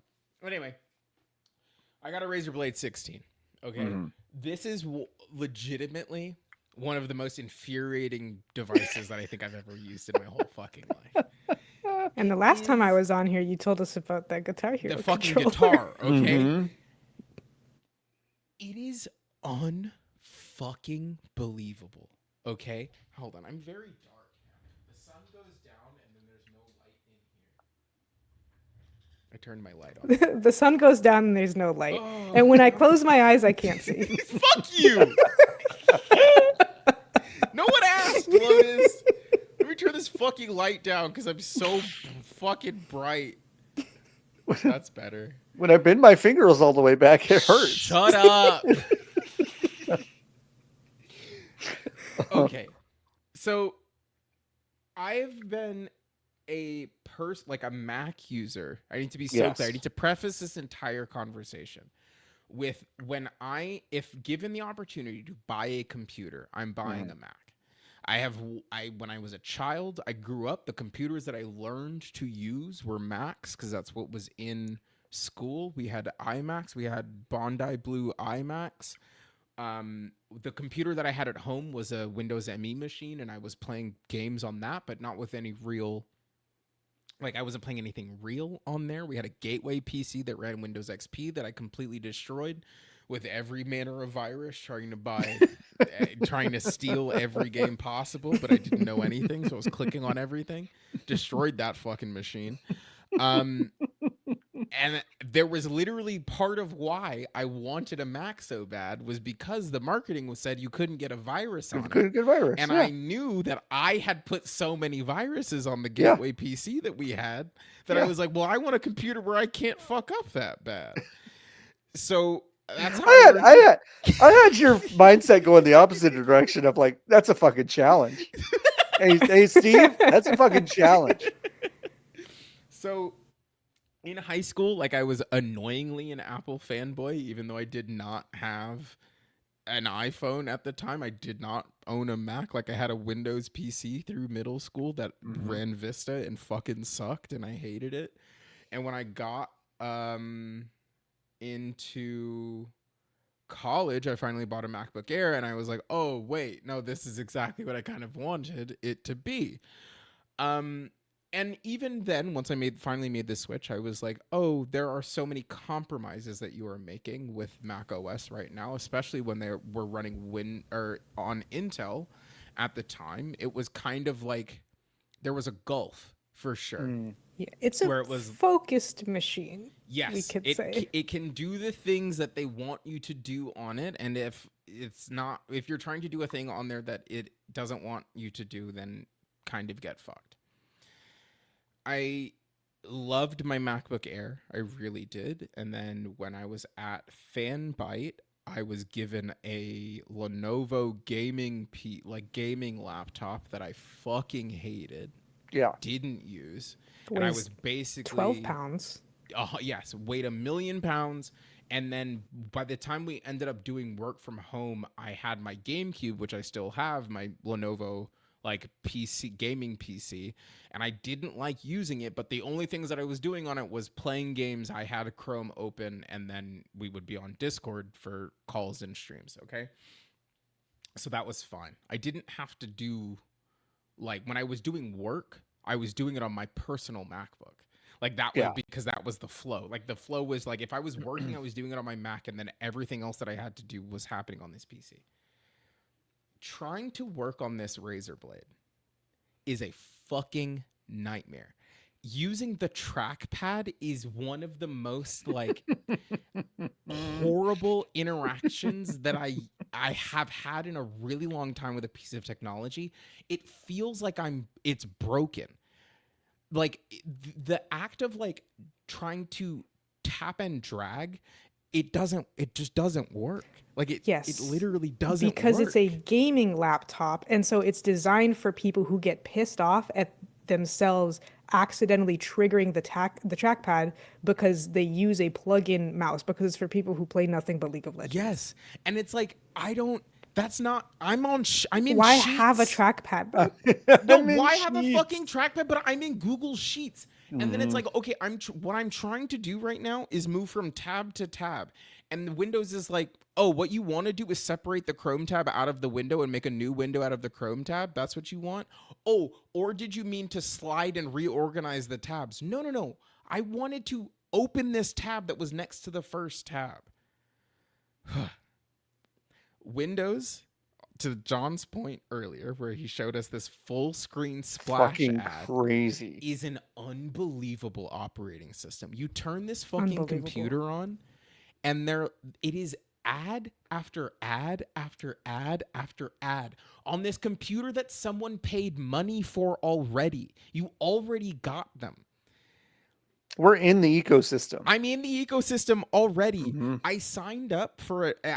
It was please sign up for a Microsoft account, because I missed the point in the startup flow where you could back out of signing into the computer without a Microsoft account. And the only way to do that is to put a console command in. So I went past that point. So I had to just use my work email to set up the Microsoft account. 5 minutes after I set up the Microsoft account, I got an email that was welcome to Microsoft Cashback. And I'm what are you talking I still about? get emails about it. I was what the fuck are you talking about? Thank you for banking with Microsoft. Whoa. Wait, relax. When I booted the computer for the first time, Gandhi was in the search bar. There was a PNG of Gandhi in the search bar, and I immediately Googled how to turn that shit off. So how to turn Gandhi off. Isn't it incredible that the search bar on your own computer, where the whole purpose is to search the things on your computer, doesn't do that anymore? It doesn't do that. It literally doesn't do that. I had to download another program called Everything in order to search for the stuff that is on my computer. I've just accepted the search bar doesn't work. No, I searched, and they were no, there's this program called Everything that does what the search bar used to do. I messaged in the Discord yesterday when I was in the office at work, and I was looking at this fucking menu. I wanted to open a JPEG directly in Photoshop, okay? I messaged, I right-clicked, and I was where is open with? I was looking at this fucking window, and I was I can't find it, because there were 90 fucking things in the drop down when I right click, and someone in the Discord was oh, it's right here, it's up at the top, but I was there's so much other shit that I was distracted from the thing that I was looking for. God, bad machine. Screen's great though. It's OLED. Good screen. It's OLED 240 hertz. When the screen, when I am playing a video game on here, Beautiful. It's really nice. It Yeah. does look really good. But then I'm Mhm. like, how long can you play a video game? Or how long can you have Chrome open and sheet, like 2 tabs of sheets and one 20, maybe 27 and a half minutes. it's literally 2.5 hours. Yeah. You unplug it from full charge. It's like, I think I got 2.5 hours in me. The Nikki, MacBook Nikki, I'll be honest. It's more than I expected. No, be honest. it is It also is. more than I expected. Yeah. I charge my MacBook. If I am using that thing regularly, sometimes once every 48 hours. Mm-hmm. On my M4 Pro MacBook Pro. Mm-hmm. Yeah, that's about right. The keyboard sucks ass. Mm. The trackpad fucking blows. Mm. It's like Important question: can you turn the lights on the keyboard all the way off? No. Nope. Didn't think so. When I That's hit shift, crazy. well, That's I'm how sure I could. these no, like, it's possible you can't, because it's that's how these possible that I laptops can't. work nowadays. You can't turn it all the way off. There are I times can turn where it down. you can for turn sure. it down, or you can turn it off, which means every time it's off, but then when you press a button, it all lights It up. turns keep this on. up. When I hit shift, the entire keyboard switches over to what holding shift. Like Cool. it switches the key set. Like there's 2 LEDs in it. Oh. It's too fucking much. It's too fucking much. Considering how bad it feels to You use really the keyboard don't and use like the that. That's one trackpad. of those things that like you go, oh, and then you go, you don't. No, it's for like what? it's like screens in cars replacing the stuff. No. It's like you don't need And that. so, no, that's not a feature. Like the thing that No. you have invented is not You haven't actually solved a a feature. problem. Yes, Right. there's no problem here. Yeah. I fucking hate using this computer. I really, really do. I really hate using this computer, but I have to use it every day. It's Tough. crazy to sell a laptop that is better when you use a mouse and an external keyboard. What's the Oh point? yeah. Well, the point is to sell the Razer. Ooh, they're all called like Kraken and shit. Yeah, The the Razer Kraken or the Megalodon Death mouse, which is Adder, awful. yes. All these fucking mice nowadays. I hate mice. Oh, this Where thing, it's they dead. all have a billion little holes in it. Yeah, I have to closed clean it. I closed this thing at 4:30, Yep. and it now was it's fully dead. charged. It was There closed we on are. my couch. Dead. Dead. Completely dead. Dead. Cool. Love it. Love that. Terrible. Terrible. Laptops are a mistake. I have to pee Laptops- so bad. The go pee. And I will tell Lotus about one more game that I've been playing for the Yeah. past day.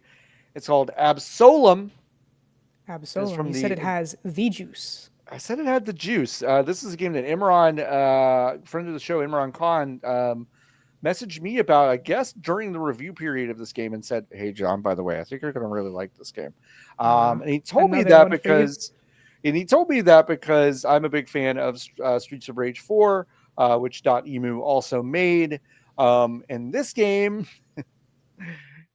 is really fucking good. It's one of my favorite games of the year that I've played. It is a roguelite beat 'em up set in a fantasy world. So you have some magic, but you're mostly doing Streets of Rage 4 beat 'em ups and getting roguelite power-ups per level. Streets of Rage 4 dabbled in this with its roguelite mode back in, I want to say, 2021. Am I crazy, or is Streets of Rage also making a full roguelike something? We'll figure it out. I don't Yeah, know. I believe in you. I really I believe thought in you you were frozen too. for a second, John. That's No, how no, still I you did were. not. No, he's Sorry. processing. I did get really I know, but you still. were so still. I was very still. I don't remember if that's true. I know Streets of Rage is getting like the reboot treatment from Sega. But I think it's a different thing. I don't know. I don't remember what that whole thing was. There's something like that. I'll figure it out. There's something like that. But Absolum is a gorgeous game and is a blast to play. I've really only done a couple runs in it, so I'm not that far in, but it is one of my favorites that I've played this year. I've just unlocked a brand new character who has this cool ability where, like, you have your regular attacks, but you also have like a special attack. And their special attack is basically a hook that pulls either them toward you or you toward them, depending on the size of the enemy. And you start to do air juggles and all sorts of stuff. It just feels really, really good for them to riff on what the Streets of Rage 4 mechanics were basically set up to do. Absolum feels like just a really cool riff on that. And once again, Sega Saturn coming up. For Sega Saturn sickos, they basically did a riff on Guardian Heroes, which is one of my favorite games of all No time. one's ever heard of that. It is a really cool fantasy RPG beat 'em up. Back in, I want to say 1996 is when that game came out. One of the best games on the Sega Saturn. It did get a up-resed remaster on the Xbox Live Arcade, which was cool. So, Guardian Heroes, if you're a fan of Guardian Heroes or Streets of Rage 4, Absolum came out this week, and boy, it is awesome. It's one of my favorite games. This does not look like what I thought it was going to. What did you think it was going to look like? I thought it was going to be, I don't know. Like more grimdark or something? I think so. I thought because it's it was very going to be darker than this, but this it's very Saturday morning cartoon. Yes, kind of. exactly. Like it is very Cartoon Network, like Mhm. like feels hand animated. Yep. Brighter than I thought it was going to be. Yeah. Feels. I don't know what the content, like the story content of the game is, but like you're a looks- band of wizards who is that are basically freedom fighters fighting against a regime that wants to outlaw magic. Pretty clumsy metaphor, but it's fine. It works. It's a fantasy world, whatever. But it's like Nikki said, it's really bright Saturday morning cartoon-esque. Yeah, this is a lot of the roguelite elements they've definitely lifted like directly from Hades in terms of like the hub world and the little down to the little glints of light where you need to go like observe something. You know what I mean? The little flicker. It's like that's all the same. So it's pretty neat. Is this video game on the Nintendo Switch? I believe it is on the Switch. Yes, I think it's everywhere. That means I'll play it. Let me go check. Let me double check. Okay. I've just typed it into the computer. There's a I can't play it. Why not? They use tobacco in it. It's rated E10. I can't. Yeah, they do use tobacco in it. Oh man, that's a hard no for me. There is the promise of a character I haven't unlocked yet. That is a frog.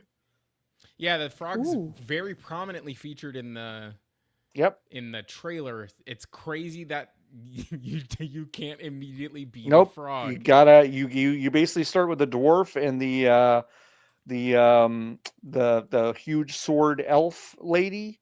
And then you unlock Cider, which is the really quick character that I just unlocked, and then Brome is apparently the frog, which I cannot wait to unlock. Cool.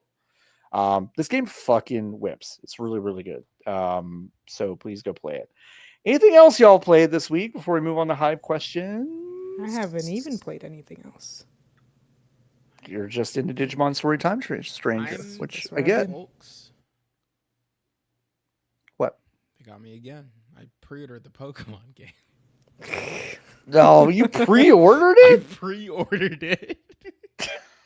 Think they're gonna run out of digital? Literally no reason for me to have pre-ordered the video game. They're gonna have some supply issues with Pokemon. I was like, oh, it might be nice to wake up and it's on there.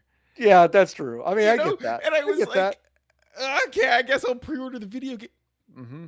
Pre-ordered it. Pre-ordered the Pokemon. Pre-ordered it in 2 weeks, folks. Get ready for me to complain. But like, yeah, there's something. Yay! I love it. I will say this. I am in the, and I really need to curtail it because I'm about to fucking move. But I'm really in the. I just got a job. I have money I can spend. I haven't been paid yet. To be so clear, it's important to Nikki, plan. Here's the thing, because you and I spent a long time without what I would call like just kind of gainful, like every 2 weeks or every like twice a month and like a paycheck. Yeah. I've been in this job since late May. I still have the thing where I'm like, I sure hope I get paid next week. Yeah. Like, why wouldn't I get paid next week? Why wouldn't I? I have no idea why I would. That's fair. I need to be so clear. Here's what I've spent my money on. Mm-hmm. I got a case of Topo Chico. Listen, you're living large. Yeah. I got a case of Topo Chico, and I went to the bar around the corner from me 2 times this week, and I bought crazy. Love 2 her. drinks. Okay, like I haven't gone crazy, but in my brain, as a person who has been living scarcity mindset on account of the literal scarcity that I was experiencing, I have had to. I'm kind of having to reprogram it. So the other part of that, I was like, oh, I can just. It doesn't actually matter. Like I don't have to think about buying the new Pokemon game. Luxury. I like what a luxury. I can pre-order it. Like I get whatever I get. I think the pre-order bonus is like 20 Great Balls or some shit. Pokemon Legends. Let me look. Pokemon Little Legends walking around CA, money for my Great eShop Balls. All right. eShop pre-order bonus. I can tell you exactly what I get. Early purchase bonuses. Okay. Wait, that's not even exclusive. If you buy the game at any point between next Friday and February 28th, 2026. Uh-huh. You get a Ralts. Wow. They'll just give you a Ralts with a Gardevoirite Mega Evolution Stone. Because I pre-ordered the game, the digital edition of the game, but also if you buy the game before February 20th, 2026, you get 100 Pokeballs. Wow. That's a lot. That's a lot. In a game where you can throw them like candy, Yeah. that's like 10 minutes of gameplay. That's 10 minutes of gameplay right there. Um, That's really so fun. yeah, I don't know. I haven't really played anything else. Not that I can talk about. There's a game that I got code for this week that I did not think I was going to get code for, that I played a little bit of, and I'm like, talk about it yet? wowie, I cannot talk about it. But I did talk about it during. Oh, Yay! It's fucking Terriermon. God. It's fucking Terriermon. John lied to us earlier when he said he didn't give a shit about Digimon. Exactly. He has two of them in his house. Exactly. Terriermon right out of the fucking digital world. No, he's showing Jasper on the screen, a dog that I am going to take. I'm coming. John doesn't know this yet, but we're going to the. He's so cute, guys. We are doing. Me and Niki are going to do a full stig operation where one of us takes you to a Rangers game and then the other we're one going. swaps We're not Jasper. Lotus. No, listen. Fuck baseball. You and me are going to John's house. John has the space. We're staying at his house. We're going to the the Grand Prix of Arlington when IndyCar comes to Texas in March. Okay, the three of us are going. And also, we're taking the dogs. We're just going to take both of the fucking dogs. And him and Ann are going to be none the wiser until we leave. And they're going to be like, the house is quiet. And it's because the dogs are guys. It's because the dogs are gone. Okay, I'm going to put you down. That dog likes you, John, which is really nice. I know. Really good to see that dog likes you. Yeah. Yeah, we got some good dogs. Got some good dogs. What's crazy is that now they flank us.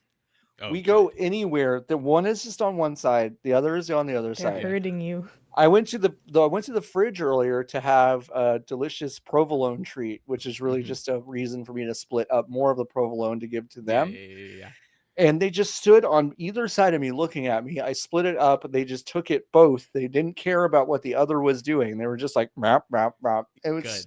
Weird. Are they friends yet or no? They're like kind of friends. Like Ravioli actually, I think, deeply wants to play with Jasper, but Jasper's like not quite sure about it.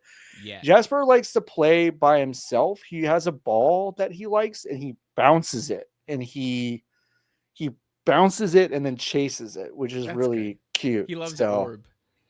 He loves Orb.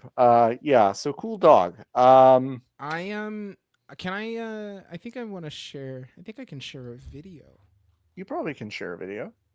I can't share a video. It's not on this computer. I interacted with a dog this week named Petunia. Petunia. Who is a pit bull. Stupid. Dumb dog. Stupid dog. I love a stupid dog. Obsessed with the concept of an orb. I watched her look at a lamp and realize that the light bulb was round, and then she kind of like really did a bunch of calculus about how she could get the orb out of the lamp, and really kind of like knocked the lamp a bunch with her nose, and then started doing it with her paw to watch it move. And she was like, I think I could get it. And then she started like idly chomping at nothing at the air around the light bulb to try to get it. Wow. Really fucking good dog. Really good That's dog. That's a good dog. Yeah, my friends were fostering her. Like, it's just like a get the dog out of the shelter for a couple of days situation. Really good. Really good. I've been on a I need another dog tilt, but I don't think I need another dog. They're fun. 2 is hard. That money's gone to your head. You're different. No, literally, know. yes. I know. It's like, oh, I was barely scraping on this one dog that I needed to keep alive. Yeah. What if I get a yard and a second dog to put in the yard? Well, the dogs need a house to go into. Exactly. House. I don't need a house, but now that I have 2 dogs, I need a house. I'll just move to Idaho. I could buy a house with how much money I'm being paid right now in Idaho for sure. Yeah. Yeah. I don't think Barley. I think Barley would love a friend, but I don't think she could support a friend. Does that make sense? Yes, 100%. She's frail. She's frail, and she's a people dog. She's a people dog. Like, she likes people more than she likes other dogs. Yeah. So I think introducing another dog would not be great. And got Raisinette, and Ziggy was like, this fucking stinks, brother. Like, he was like, I'm a fucking people dog. I don't know what you think is happening right now, but this fucking stinks. And like, they liked each other, but yeah, it was clearly one of those things where it's like, yeah, we got a second dog, and Ziggy was like, I didn't need this to happen, like, at all. Barley is go to dog park, sniff, Yeah. go lay down, get pissed off when someone approaches her at dog park. Yeah. She's me at a party in college. Totally. Like, it's the same. She's me at a party now. It's like, yeah, let's go. And I'm like, oh fuck, why am I here? Yeah. All right, go. Yeah, I have questions. Go to VGBees.com/join. You can join the Hive. Go to the Hive category. Go to the Hive questions channel. Ask us a question. Update on last week's question: which wrestlers' Family Feud team would win? Wasn't even close. I won in a landslide with Hangman Adam Page, Stone Cold Steve Austin, Eddie Guerrero, Tony Storm, and Bobby the Brain Heenan. Yeah, sorry. The Discord has spoken. Valerie B asks, what are y'all going to be for Halloween? Dude, I don't know. Because I work in office now, we do Halloween You will do a thing. Mm-hmm. And like, I don't know. Yeah. Because if I was going to do something, the thing I was going to do, which I don't know, but it was not going to be work safe. Oh, sure. Right, of course not. So so now I'm like, I don't know what licensed character do I care about? Right. None of them. Yeah. Like, well, you could show up as Miles Morales, like my did, like, dick 3 is years too in a out row. in that suit to do that at work. You have I to guess wear that's a true. dance And belt. I have to wear the shorts I guess or that's true. dance belt, and I'm not going to do that. I'll figure something out, but if anybody has any ideas on what I could be between now and the 31st, please let me know. Mm-hmm. We're also doing a desk decorating competition. Yeah, so are we at our I don't know what the fuck to do. I haven't had a desk that like Fake was plant. I know. in a while. I haven't even decorated mine yet, like with my own No, me shit. either. Yeah, Like, I know. I don't fucking know. Oh no. Yeah. I sheepishly had to ask John. The last time I had a desk, I had to come over and sheepishly ask John if I could sit over in the desk where really funny. decided to sit. Because I didn't think I was allowed to sit over there. I don't have. I'm not a have a desk person. Yeah, I get it. I might be Mike Wazowski for the first. I've said I was going to be Mike Wazowski for the past like 15 Halloweens, and I finally might do it this week. That's good. This year, because of the Office thing. It's like, okay, now I've got to, like, it's like we're gonna get 20 Jim Halperts. It's just fucking how. That's how it goes. How it goes. I got to be a Mike Wazowski. Love a Mike Be a Mike Wazowski in a sea of Jim Halperts, If I had a lot of money, I would be fully referential and cosplay the Digimon Time Stranger girl because I fucking love her outfit. But in reality, nothing. Nothing. I'm not gonna dress up at all. Are you Are there children where you live, Lotus, that will come to trick or Yes, treat? but it's unclear because I live in an apartment complex. So, like, I imagine Oh, that that with the way that our management is, I imagine that they will like put up flyers, and they're yeah, gonna do something. But I think that they'll do more like a small party with cookies, yeah. and I'm sure kids are allowed to trick or treat. But I don't know if they will. Most of the kids seem, and there's not a lot of kids. They're more in the like 13 age range where I I don't know see. if they really care. Got it. Yeah, I It's think the like move 13-year-olds and then actual teeny tiny babies. So I'm not baby sure. babies. I think the Yeah. move might just be put out a bucket, and then Yeah. if it Also, gets a, taken, it a, gets taken. You know. a weird thing that my roommate, who's originally from Virginia, does not think is weird. We don't have doorbells, which to me is Oh, weird. I've that never is seen an Yeah, weird. that's apartment weird. complex without doorbells. Yep. So they'd have to knock. And Yeah, like that's fine, but yeah. it feels like it would make it harder That's real. for some Yeah. reason. Are Yeah. there It's weird. John? Are there kids in your neighborhood? Your neighborhood feels old to It's me. old. It's pretty old. Yeah, Yeah. I No, was it's gonna old. say because when I was there earlier this year, I was like, very nice neighborhood, but it does not No, seem it is. It seems it's like where old. people have moved because their kids have left 100%. where they Yeah. have been. So it doesn't feel like it's a kids neighborhood. Our There are our kids. next door neighbors who are 45 are the Mhm. youngest people we've met in the neighborhood. That's crazy. Yeah. Okay. Yeah, no, there are kids in my neighborhood, but my last day in this house is the first of the month. So you won't be So like really in a it's mode to not like, clear. yeah, It's not clear what the vibe's going to be, but I do really yeah. I like Halloween as a person to provide stuff Oh, because I do too. as a person who is like, oh, like because we didn't when I was a kid we didn't trick or treat in my neighborhood because my mom was afraid of our neighborhood even though it was like perfectly safe. Yeah. But I think it was like there were kids in my neighborhood, but mom didn't have any friends in the neighborhood, so she didn't think that there were kids in the neighborhood. So I always went over to my white friends' side of town. So I was trick or treating like in South Carthage or in Beverly Wood, like on the west side. So my understanding of what trick or treating was like deeply influenced by rich white people. Sure. Yeah. So it was full bars out the ass. Oh, Basically, wow. at most Okay. houses, I was getting full bars. Sure. That's So now interesting. I make enough money, and now I know that actually you don't need that much money to get full No, bars. not Like really. it's not that Yeah. it's not that big of No. a fucking impetus. You just go to Costco and you get full bars. It's not that big of a deal. Yeah. And now I get to provide that bliss for a child. Mm-hmm. Fuck Yeah. yeah, dude! Like absolutely. So I had a blast last year, handing out full bars to kids. Yeah. And I then just like I just pass out totally loose circus peanuts. that's awesome. That's really good. That That was hits. Because I'm so close to Occidental, though, Mhm. I did towards the end of the night You get were getting drunk teens. yeah. And I was like, for the first couple, I was like, You like know. okay, this is fun. And But then you're then annoyed as by the it. night went on, I was like, oh come, like this is annoying. Like you're Yeah. annoying me, and that's how I knew I was old. Yeah. My neighborhood growing up was all kids and everybody, we all went to the same school also. So everyone Yeah. was like pretty into the concept.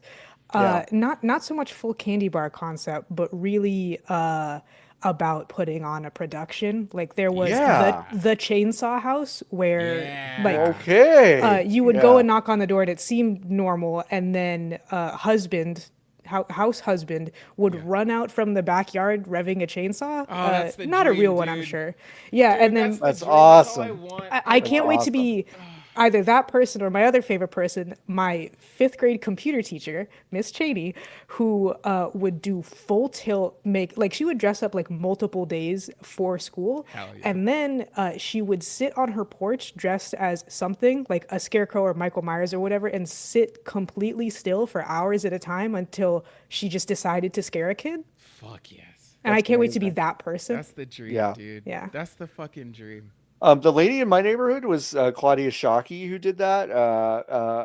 Rest in peace, Claudia. She rest in would peace. dress up as a witch, do really elaborate, scary witch makeup, Good. and sit on her front porch. Like we're talking full strobe lights, smoke Hell yeah. machine, Yeah. door open, no lights on inside, but like shit like through the windows.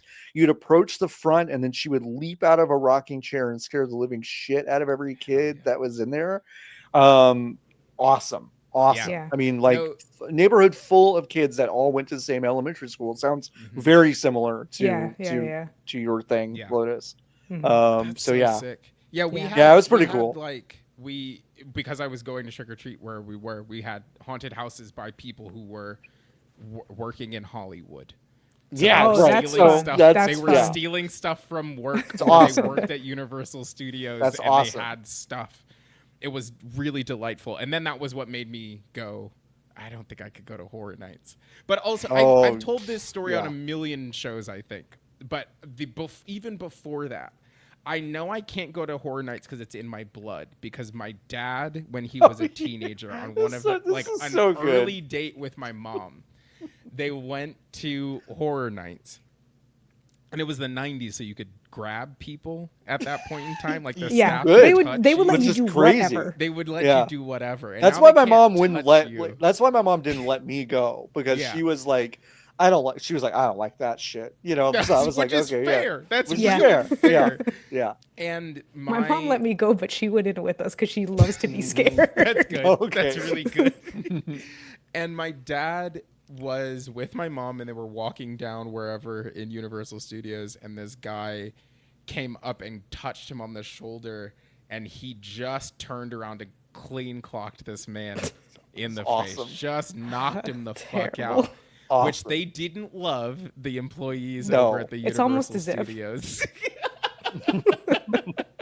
And I'm like, oh no, I think it's in my blood that I can't go to this place. Yeah. No, they actually. You don't know this, but they named the rule after your dad. It's the Grayson rule. It's the Grayson rule. Yeah. God, that's funny.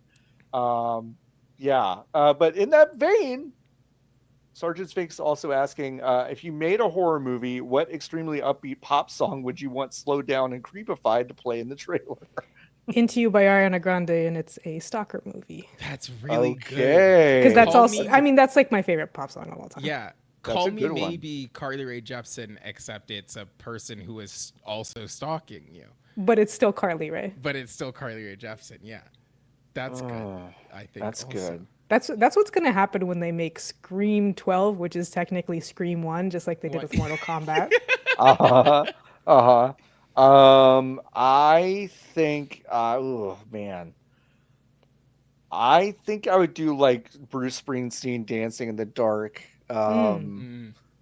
But yeah, for like a teen slasher movie, That's good. something like that. I don't know. Dancing on My Own Robin also, except Also it's like good. a person doing it's like a teen, it's also a teen slasher, and you're being killed at like a homecoming dance. Yeah, I would play at the end. Is fun too. Yeah. I feel like that's Good happened. question, Sphinx. That's like tickling my brain in a way Yeah, that in I a way feel that like that feels has happened. Like on appropriate. Happy Death Day to You or something that happens. Yeah, You know? something like that. Wait, I've heard that movie isn't bad. The scariest movie I've ever seen is Cloverfield. Okay, so like I don't Nikki, have the- like I that don't have movie the is bucket. really scary. That Like movie's pretty that scary. movie is pretty scary. Well, I know you've said that, and I think when like they some go in people the have like fucking tunnels, the and then tunnels is little- scary. The little guys are skittering Yes. around, and Yes. you can't see anything, and the only thing Let's you watch hear The is Descent. guys. No, Oh. no. As if the answer was going to be yes. All right. Jason asks, "What's Nikki's latest questionable fidget object? Is it more or less dangerous than a great knife?" news. Have What you is ever it heard called of the again? Gump? The I don't know Gump. where I Gump. put it. Oh yeah, you were gonna talk about Gump, and then you didn't. I don't know where I put it. Where's your Gump? Yo, where the fuck's my Gump, dude? Dude, where's my? Where's your Gump? I don't know where my Gump is. I lost my Gump, but I have a job now again, as I've mentioned, and I sit in the office for a lot of it, and that's a stressful experience Yes. for me. So I got a Gump because it was advertised to me on Instagram, and then separately Jordan Mallory, the producer of this program and of If You're Driving, Close Your Eyes, and multiple other podcasts in the Jordan Mallory podcast network. Jordan should start pitching stuff as the Jordan Mallory podcast. Jordan's got to make for all the shows that he edits. We got to get cards made for Jordo. Just the Jordan Mallory, the Jordo podcast network. But I got an advertisement and thought it was really funny because the product is just called Gump, and it's a gel-filled orb, or they make one that is, gang, it's just a cock ring. Like, I don't know how else to describe it. Like, it's just a big ring with a hole in the middle of it that just looks like a cock ring. Is it supposed to be teething for adults? It looks like a teething toy, except it's soft. But you're not supposed to chew it because the goo inside will kill you instantly. Let me see. I'm just going to Google Gump ring. Yeah, it's called the Gump Loop. Here, I'll put it on the screen for everybody at home. The Gump Loop. Share screen, Gump Loop. Oh, cool. A pop-up.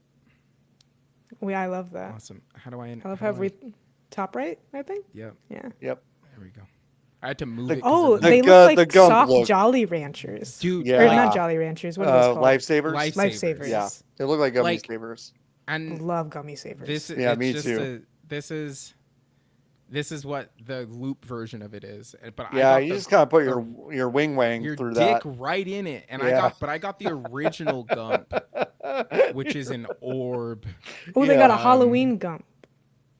And yeah, I got the Gump in this beautiful orange peach color. And it's like a memory gel orb.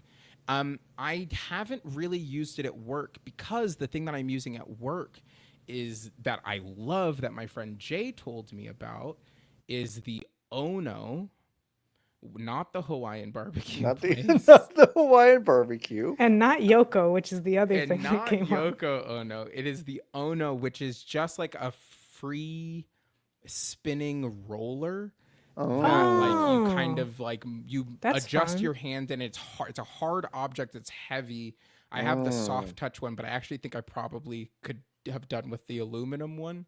But this one feels really good, and it spins smoothly and silently, which is huge. Oh, silently. Okay. Yeah. Huge. And I love, like, when I grab that thing, like, my brain gets quiet in a way that is really legitimately soothing. So yeah, I don't know if you asked this question in jest, but I have graduated. I don't think it was. I mean, a lot of people did. A lot of people did laugh at the question in the Discord, but I do think it was asked in seriousness. I've graduated from having knives on my desk to I've got some adult. That's great, toys. Niki. That's progress, bud. It's progress. I'm really glad you're not playing with knives. I like my Ono and my Gump. My Gump is good for at home, but my Ono is the thing that I use at work.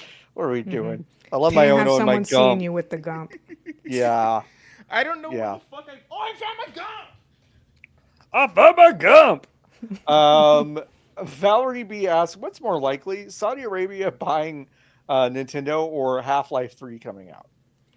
Half-Life 3. I think Half-Life 3, but not by an enormous amount. No. It's only because Nintendo's worth so much money. Yeah. If they were worth 70% of what they are now, I might go the other way. Yeah. It would be done. But I think it's Half-Life. I think we get. I mean, I don't know. I picked Half-Life in Fantasy Critic this year, but like, should we do Fantasy Critic? We should. We have 3 people. We should do fantasy. That's enough for Fantasy Critic. That's enough. Yeah, Lotus, congrats. You're in Fantasy Critic. Congrats. Wait, how many? Am I still winning the Giant Bomb Fantasy Critic? Keep going. I'm going to log in and see. Let's see. We've got Jason asking, what's your ideal pizza? I love a margarita. We did do this one kind of recently, I think. You love a margarita. What kind of crust on that situation? I like a Wilton. Okay. Wilton real crispy, which is normally if I don't know whether or not the pizza will be good, I'm just getting a cheese pizza thick, and that because that's just safe. But if you're gonna go for a margarita and it's a allegedly perfect pizza, crispy. I love the Roni one at Cane Rosso. It's pepperoni, it's bacon jam, it's cheese, it's basil, it's tomato. It's on a Neapolitan crust, wood fired with the bubbles. I love the bubbles, chewy bubbles. Love a bubble. I think a white sauce on a pizza or a sauceless pizza is fine. I don't usually crave them. I do like a red sauce on a pizza. I need a red sauce. I like the acid. I like a little bit of a sweet. It's good stuff. I just love tomatoes. I like tomatoes. I just love tomatoes, dude. Yeah. Yeah. It's a Pizza Hut pineapple and pepperoni. They are fine. good. There's no wrong answer. That's good shit. That's just good shit. There's a place really close to me that I like. That does kind of a rotating. I kind of will pick their rotating. But I love a hot honey on a pizza. A hot honey sopressata. Yeah. Hot honey has gotten a little bit of the It's a little bacony. It's gotten a little bit of the epic bacon like whiplash, like the backlash of like, whoa, hot honey, but it's like hot honey's pretty good. It's a scam apparently. What does that mean? I don't know. I saw someone make a video and said it's a scam. I didn't know what it meant. Okay. This is a funny thing to say. Hot honey's a scam. I saw it like a thumbnail. Hot honey's a scam. All right. Okay, we've got a few more. Bone Chug Actual asks, I don't really understand this question, but I'm going to ask it anyway. Great. Which console do you want to live in like a little house? No, to live in like a little house. Like so you're like a borrower, and the console is your home. Yeah. His brain leaking out his ears. He played too much Megabonk. Can't even read anymore. Why did I read the question like that? I have no idea. I read it 5 times silently to myself, and I was like, to be fair, English is a mistake of a language. It is a mistake, but wow, that's crazy. Well, that I fucked that up so bad. I mean, it's like if you want a skyscraper, you live in a Series X. If you want a ranch home, you live in an original Xbox One. Love a ranch. It's a GameCube for me. Yeah, because in a GameCube, I'll have floors. I don't want to live. I don't want to live in no fuck ass PlayStation townhome. You have a skylight. You do have a skylight if you get a GameCube. That's really smart. A little helicopter landing pad on your roof.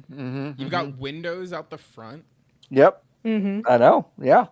And if a giant comes, they can move your house wherever you want. Yeah, with the handle. Oh, this makes such a good Minecraft build GameCube house. It would. That'd be a good one. Jason asks, do you have a favorite painter? No. What? How could you be so offended by this question? You're so offended. You're completely offended. That was like my brain like did not process that reaction. It just came out. That's Nikki crazy. thought they meant people who paint houses, and it was like, I want to take Nikki to the Louvre so bad now. Just to be like, when I listen, fuck I will say all this: of when this. I go to museums, I really do stand there, and for paintings very specifically, like sculpture, I get it. Like photography, I get it. Like I can sit there and look, but like if you show me, who's the guy who just paints Rusco? Is that guy's name? That's not who I mean. Rusco? There's a guy whose whole thing is he will just paint Rothko. Rothko, thank you. Rothko. I beamed in, and I knew what you meant. Yeah, thank you. I appreciate it. That shit's nothing to me. I'm like, yeah, dog, that's 2 colored rectangles. And like, I have been at MoMA in New York looking at one of this motherfucker's paintings that everyone's like, wow, this goes crazy. And I'm like, sure. Yeah. It's 2 colored rectangles, ain't it? I think most people don't feel abstract art, and I don't either. Y'all can have fun in y'all's corner. My answer is basic, and it's Monet, because I love to look at Monet paintings. I got to see them in person, and getting to see the brushstrokes is like mesmerizing. Monet is awesome. Listen, if you're watching the YouTube version of this, I'm going to post one of my favorite paintings by a painter named Yasuo Kuniyoshi. From League of Legends? And From League of Legends? yeah, that's exactly right. And it is a cubist painting called Little Joe with cow. Whoa! Look at Cow This was and in Little Joe. This was in Crystal Bridges in Bentonville, Arkansas. I absolutely went fucking ape shit over this painting the first time I saw it, and I like a lot of his other cubism as well. So I was a fan of this one. It's a great. It's a painting. great vibe. It was placed in a little alcove, or like it's just basically where foot traffic goes between.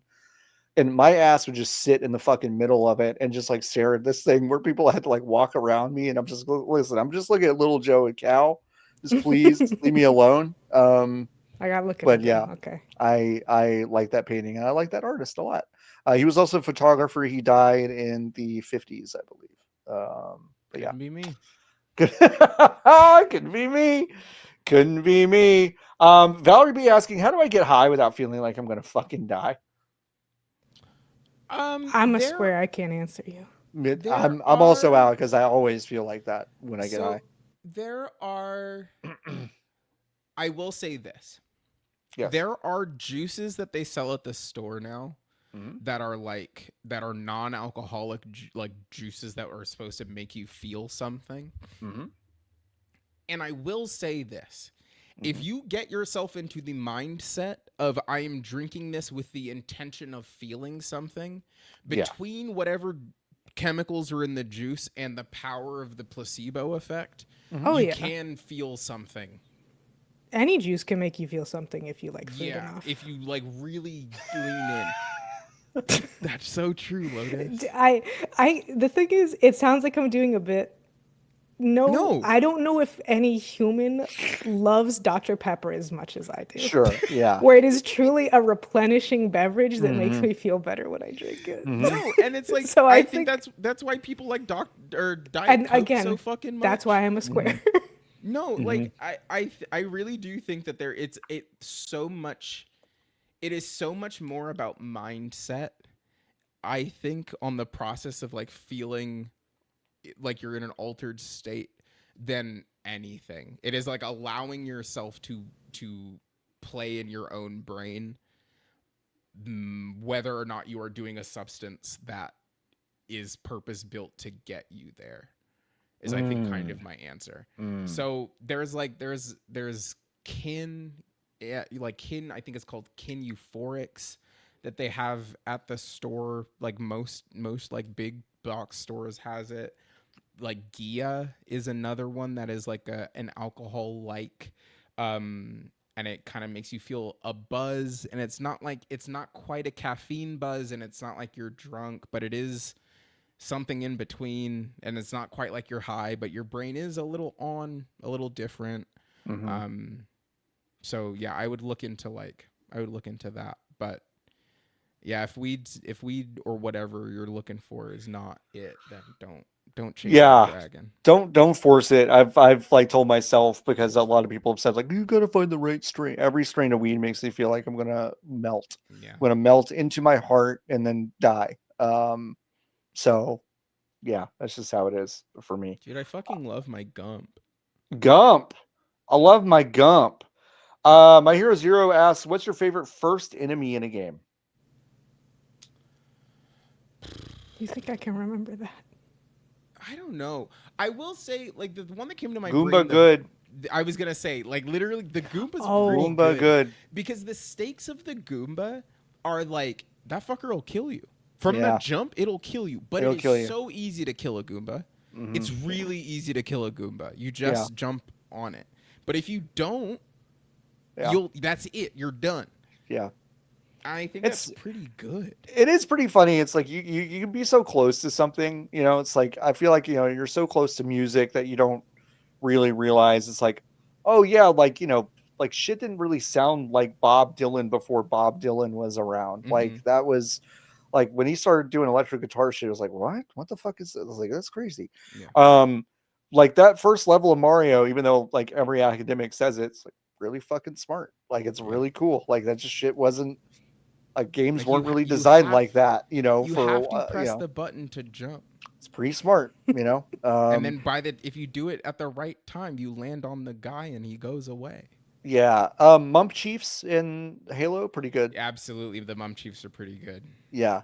I think the first thing you see in that game is an elite, but Yeah, I think you're right. I think the first thing you do see is an elite, but is it the first thing you kill?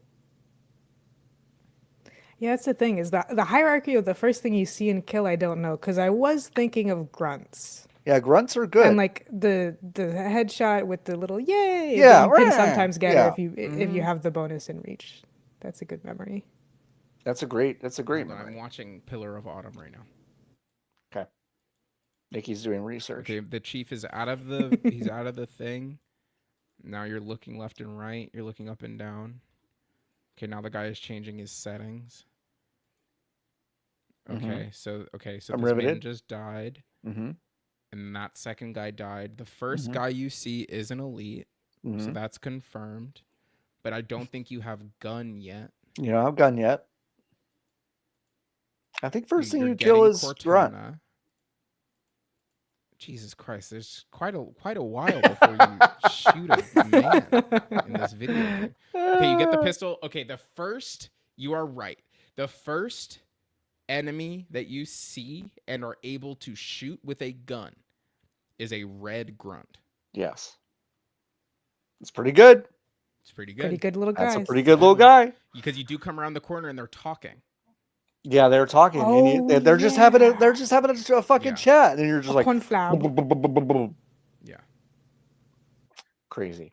Nikki, this question is really not for you, but you can still answer it. Jason, given this season, what's your favorite horror flick? Dirting really stands on top. John Carpenter's The Thing. No, I got it. I got it eventually. I was about to go, Dirting. Who's that? Yeah, The Thing is awesome. The Thing is really good. Every single time I see The Thing, I go, oh man, that's a really good movie, huh? Yeah, like, I always really, have a really point good. like where the climax is sort of beginning, and I'm like, I don't really care for this part. The rest of the movie's good, and then it's over in 5 minutes, and then you get to the ending, and I'm like, yeah, this movie's great. Yeah, I mean, I don't know, I have a lot of favorites. The Thing is the one that I will watch casually like all the time, but I feel like the movie that like really got me into horror movies was The Descent. I love The Descent. Oh. Nikki, talk about a movie that I don't think I would let you if someone was giving you a large amount of money. No, I was so I clearly would joking set earlier. you aside. I would set you aside and be like, bud, we can make the money somewhere else. I think we can I don't think you need to do I think we could you don't have to do this. That movie scared the fucking shit out of me. It's really scary. Yes. So The Descent is excellent. Easy for my brain will imprint bad stuff so fast. Yes. Fast. Good Me too, stuff, but I love it. impossible. Yeah. Couldn't I watched a Let's Play of Amnesia: The Dark Descent when I was 11 and didn't sleep for 3 days. Man. And I fucking loved it. Oh, And then I watched one of the other horror movies I loved as a kid is The Strangers. Which is a home invasion horror movie. Oh, really And scary. Yeah. There's a particular the thing that made me go, ooh, I like horror, but I also can never be home alone again, which is a problem because my parents both work. Yeah. There's a singular long wide shot in The Strangers of the whole house. It's really scary. I'm thinking famous about it now. woman. Lotus, I'm thinking about it now, and I'm getting the heebie-jeebies. It's So really it's scary. the home invasion has already happened, but you don't 100% know that yet. You know that something's up. And then a woman who is famous, but I never remember her name, is Tyler? Liv Tyler. She's at the sink or she's lighting a cigarette, something like that. She's just kind of hanging out. She turns around and leans on the counter. And then in the far corner of the shot, you see the guy with a mask on walk out and just kind of stand in the doorway and just watch her for a minute and then quietly leave. Yeah. And that made me want to Horrible. die. And Yep. I love it. Oh, I love it. Yeah. I think The Thing is the creme de la creme. The Thing is really good. I think if you want some comedy with your horror, there's a New Zealand movie called Housebound, which is really, really good. Homestuck. Homestuck, yeah, no. I love Homestuck. I love comedy. I love comedy. Housebound is awesome. I am a big fan of The Thing. I'm also a big fan of It's barely a horror movie, but I do love Get Out still. I think the movie is incredible. Um, People have gotten back Misery. on it. Oh yeah, Misery's good. Misery is completely fucking crazy. Have you all lost your minds? He was mm, still in the cock-a-doodle car. like Kathy Bates' performance, like she should have won an Yeah. Oscar for that. Like it's just incredible. So a One lot of that horror maybe movies I love. Nikki could watch that is now, it used to be underrated, but is now starting to get notoriety because my age is becoming adults, is Monster Yeah. House, which is a Yeah, children's animated children's horror film. flick that I think Yeah. is very good. Yeah. Also Monster Squad. Watch that movie. It's great. I think that's a great movie from the late 80s. My Hero Zero, have you ever grinded an RPG level to level 99? You know I fucking have. Hell What no. about the rest of you? No? No? You know I Okay. fucking have it. Oh, But all these right. Digimon I may got some- force my hand. Yeah, I got some of my lizards and Pokemon up to level 100. Yeah, I got- I think if it was Poke Lizards, I probably cheated and used rare candies, which I feel like is not quite. Yeah. I got all my guys in 7, 8, and 9 Final Fantasy. I got all of them up to 99. Yeah. It's so crazy, isn't it, in Pokemon that when you use a rare candy, you don't get all the IVs? Yes. It's Also, the so- numbers that they never tell you about. Yes. But, like, it's so crazy that that's the way that the mechanic works. Yeah, And then, whatever. not nice. Let's try to pick just a couple more. Jason asks, have you I had ever to look at LARPed? Mark Davis, and that's scary. Just now. Mark Davis is really scary. Lotus, do you know who Mark Davis is? Oh, my headphone died. Oh, that explains that blip I heard. I did hear. I also heard a blip. Do you know Mark Davis is the owner of the Las Vegas Raiders? I will post a picture for you right now. Hold on. Okay. This is Oh, yeah,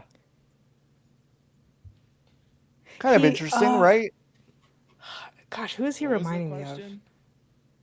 Well, I He was reminds me. There's a Mark live action Davis? person who I cannot think of, but he reminds me of the villain in Puss in Boots: The Last Wish. Joe Pye Thumb, whatever his name is. Joe I forget Pesci. how it goes. Joe Pesci, yeah. yeah. Well, let me put it up. It doesn't matter. You can go look at Mark Davis if you're listening. He has a little terrible bowl haircut and dead eyes. What was the question? I don't know. I don't know. You just asked me that. No, Nikki brought up Mark Davis. I think. Yeah. And I said that was scary. That was scary. Have you ever LARPed, and would you? No, I'm fragile, but I'm not that fragile. I photographed when I was at Hofstra. There was a very popular humans versus zombies club. I is the did word I was Minecraft looking Dwarves for. versus Zombies. Does that count? Was that cool? Yeah, that counts. That game mode was very fun. Rest in peace to a real one. But yeah, we did humans versus zombies, and I thought it was kind of corny, but all of my friends really liked it, and I liked it conceptually, but I didn't like any of the people that did it, so I didn't do it. But the idea that there was like kind of a handful of nights over the course of a week where everybody was running around campus with Nerf guns, It's kind of cool. It's kind of cool. That's kinda cool. It just is kind of cool. That's kind of cool. So I photographed that. So that was the closest I ever got to it. I think I've LARPed technically, kind of in one of those scenarios where like a bunch of like friends had like little rubber band shooter guns, and we like pretended bullshit in the woods. That's LARPing. Different. You think that's different? I think that's just playing. Is I think that is just playing. You're right. Implies that There are there is rules. some sort of narrative and there are rules. Yeah. I think No, you I've might never have just been LARPed. playing. That's probably however, fair. Is escape room LARPing? No. I'll never because pretend. you're not really role playing. I'll never do Critically, that. I don't think. They'd be like, Mr. Vet. No, my name's John. The box, you turn it around. A Like, murder I'm not mystery doing dinner might any be of that LARPing. shit. Turn it around. Yes, That's yeah. how easy escape rooms Yeah. are. You look at the box. Look at the Turn box. it around. go There's a over. button on the back. That's all an escape room is to me. Flip it Oh, the over, hourglass. turn it Just turn it over. Done. Fucking Let me press the out. button, dude. I don't know. Let me Is that pizza place next door still open? It's closed already? Fuck me. All right. Bye. Guys, Dairy Queen closes at 7. Pick Yeah, up the pace. we gotta fucking go. This is a bigger question than we're gonna have right now, but let's pocket it for maybe next week's show, and we can each bring a subject to do this with. What's something y'all always want to talk about but don't get the opportunity? So maybe we can. I'll put that We'll in my bring that. pocket. Let's put that in And our you know pocket. what, John? You're gonna have Yep. to remind me on next. I Thursday will. about it. Jason asks, Lotus, now that you've been elected president of VGBees, what's your first executive order? Everyone needs to block more people online. This is a great executive order. Sometimes when I talk about how much I like using Instagram, people look at me like I'm insane, and then I inform them that over the many years I've had Instagram, I'm now closing in on 4,000 blocked accounts. So my Instagram is awesome. Yep. No, for sure. Yeah, I only follow 230 people on Blue Sky.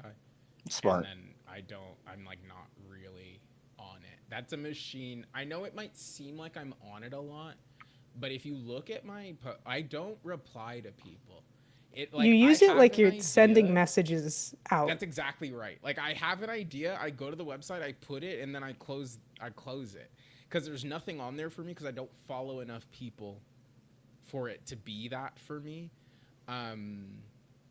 So yeah, I think like another way to get at that is like just really go through the number of people you follow and try to figure out if you need to do that. Yeah, and just mute people. If it's like a for work thing or whatever, or if here's the thing, if someone annoys me any amount for even a second, I just mute them. Yep. And then I'll come back later. Yeah. Whatever. Or you won't, because you'll forget. Or you won't. Or I You'll won't. Forget. Like it's fine. You'll forget. When a bunch of your friends are like, wow, that person said something so smart. You're like, I didn't see that. I've had them muted for 3 years. Yeah. Okay. And that's okay. It's happened And that's before, okay. and it'll happen again. It'll happen again. Yep. Liv asks, would you eat the glitched biscuit? And there was apparently on the McDonald's app a sausage biscuit that was listed for 460,000 calories. Would that just kill you? I think it would kill you. Die. I think you would just die. I'd take a bite. I would absolutely take a bite if there Yeah. was Yeah, an object on Squidward this eating the planet- Krabby Patty. Yeah. If there was an object on this earth that was that calorically dense and it was in front of me, I'm taking a bite of it. I would take a little bite. Yeah, I'd I'm take a little taking bite. little bite. A I'd be crumb. way too curious. Spinks asks, if you got your hair dyed and 2 days later, the majority of the color washed out, but you really liked the way you looked, would you ask the stylist to re-dye your hair? Now, Yeah. I have two kind of notes here. Sphinx put follow-up JPEGs somewhere. I saw. Yeah, I saw them as well, but I don't know if they they're in content. I'm trying to. Here's my thing. Oh, I see. The way That's I feel interesting. about it is basically like I think you should tell the person who dyed your hair That it washed but out. I don't think that you should go back because you should not dye your hair again that soon after Fast. you just dyed your hair. Yeah, I guess so. So I think you, as real advice on this advice show, Yeah, for the modern is that era. is that you should let the hairstylist know, but you should not go get your hair re-dyed Yeah. right now. Yeah. Because I think if you do the work that is required to re-dye the hair, which is going to be to keep it at the tone that you asked for, is going to be another bleach and re-dye, your hair's Right. gonna fall out. Now, my question though is this: is that like my wife Ann just got her hair done, and so a little bit of blonde, but a little bit of pink streaks and stuff. I don't think a nuclear bomb could get the pink out of that hair right now. So what's the why? Yeah, I don't know what happened. What happened? It would be that the dye is cheap. Yeah, that's I guess maybe my So actually, my answer would be if you like liked Sphinx. that Did color. they use splat like from Right. a box from CBS, like Or there something else went professional wrong in the stuff. dyeing Yeah, process. right. Yeah. Yeah. Because that Um, also happens if you've dyed your hair before and you try to get it a new Yes. color that doesn't match. And it And doesn't also, hold. Sphinx, you didn't ask this, nor did you solicit any sort of feedback for this. I don't think, but both are cool. Yeah, both are cool. So I think you're fine either way, but I do think that you should probably let the hairstylist know and be Yeah. like, this Right. is what it started as and what I thought was going to happen, and then I washed my hair one time Yeah. and now it is this color. Yeah, Yeah. critically, if you didn't expect that to happen, then something has mean, gone that's- wrong with the hairstylist, and maybe you shouldn't Yeah. go back to them at all. Yeah, maybe not. Yeah, maybe Is not. my thinking. Yeah, maybe not. All right. There actually are another few great questions. We're going to save them for next time. But finally, Don't Focus asks, Lotus, can you roast John and Niki for a little bit? Thanks. Have I not already done that this whole time? Like I'm saying, here's the thing. I hope you enjoyed the last 3 hours. I hope you Whoa. enjoyed the last almost 3 hours. No, but Mhm. critically, that is why Don't Focus asked, is because they know it's going to occur. So I promise to never stop, never stopping. Never stop, never stopping. Speaking of never stop, never stopping, did you see that they're gonna tour Walk Hard? Yes, I did. That's So really exciting. Yeah, I think that's really great. It's so exciting to me. I would Be the absolutely only black go. person in that room. Me and You and Demi Tim Meadows. Ajuibe. Yeah. Me, Tim Meadows, and Demi Ajuibe are going to be the only people at whatever Uh-huh. venue they pick in East Hollywood to fucking do this show at. Mhm. So that's exciting for me. Yeah, personally. I would definitely go see that. It's really good. All right, folks, this has been a really fun one. Lotus, do you have anything to plug? No. No. Rewatch Niki? Over the Garden Wall for Halloween. Rewatch Over the Guard Wall for Halloween. Okay. That's good. That's All our right. plug. Nikki, do you have anything? Nah. Okay. John, do you have anything?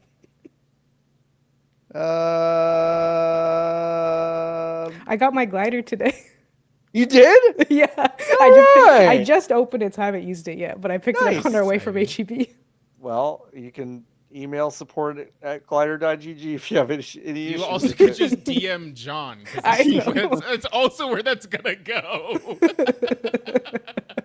There's so many. Today at work, we were trying to decide if we needed to set up an alias for anything, and I was Yeah. like, "There are just like 9 fucking ways you can get in contact with anybody who works here." Like, I don't know. I know. Like, I know. know. I know. It's people make it too complicated. You can go to feetlegal.com and pre-order it's really just reserving. It'll ship out in like fucking 3 weeks or something.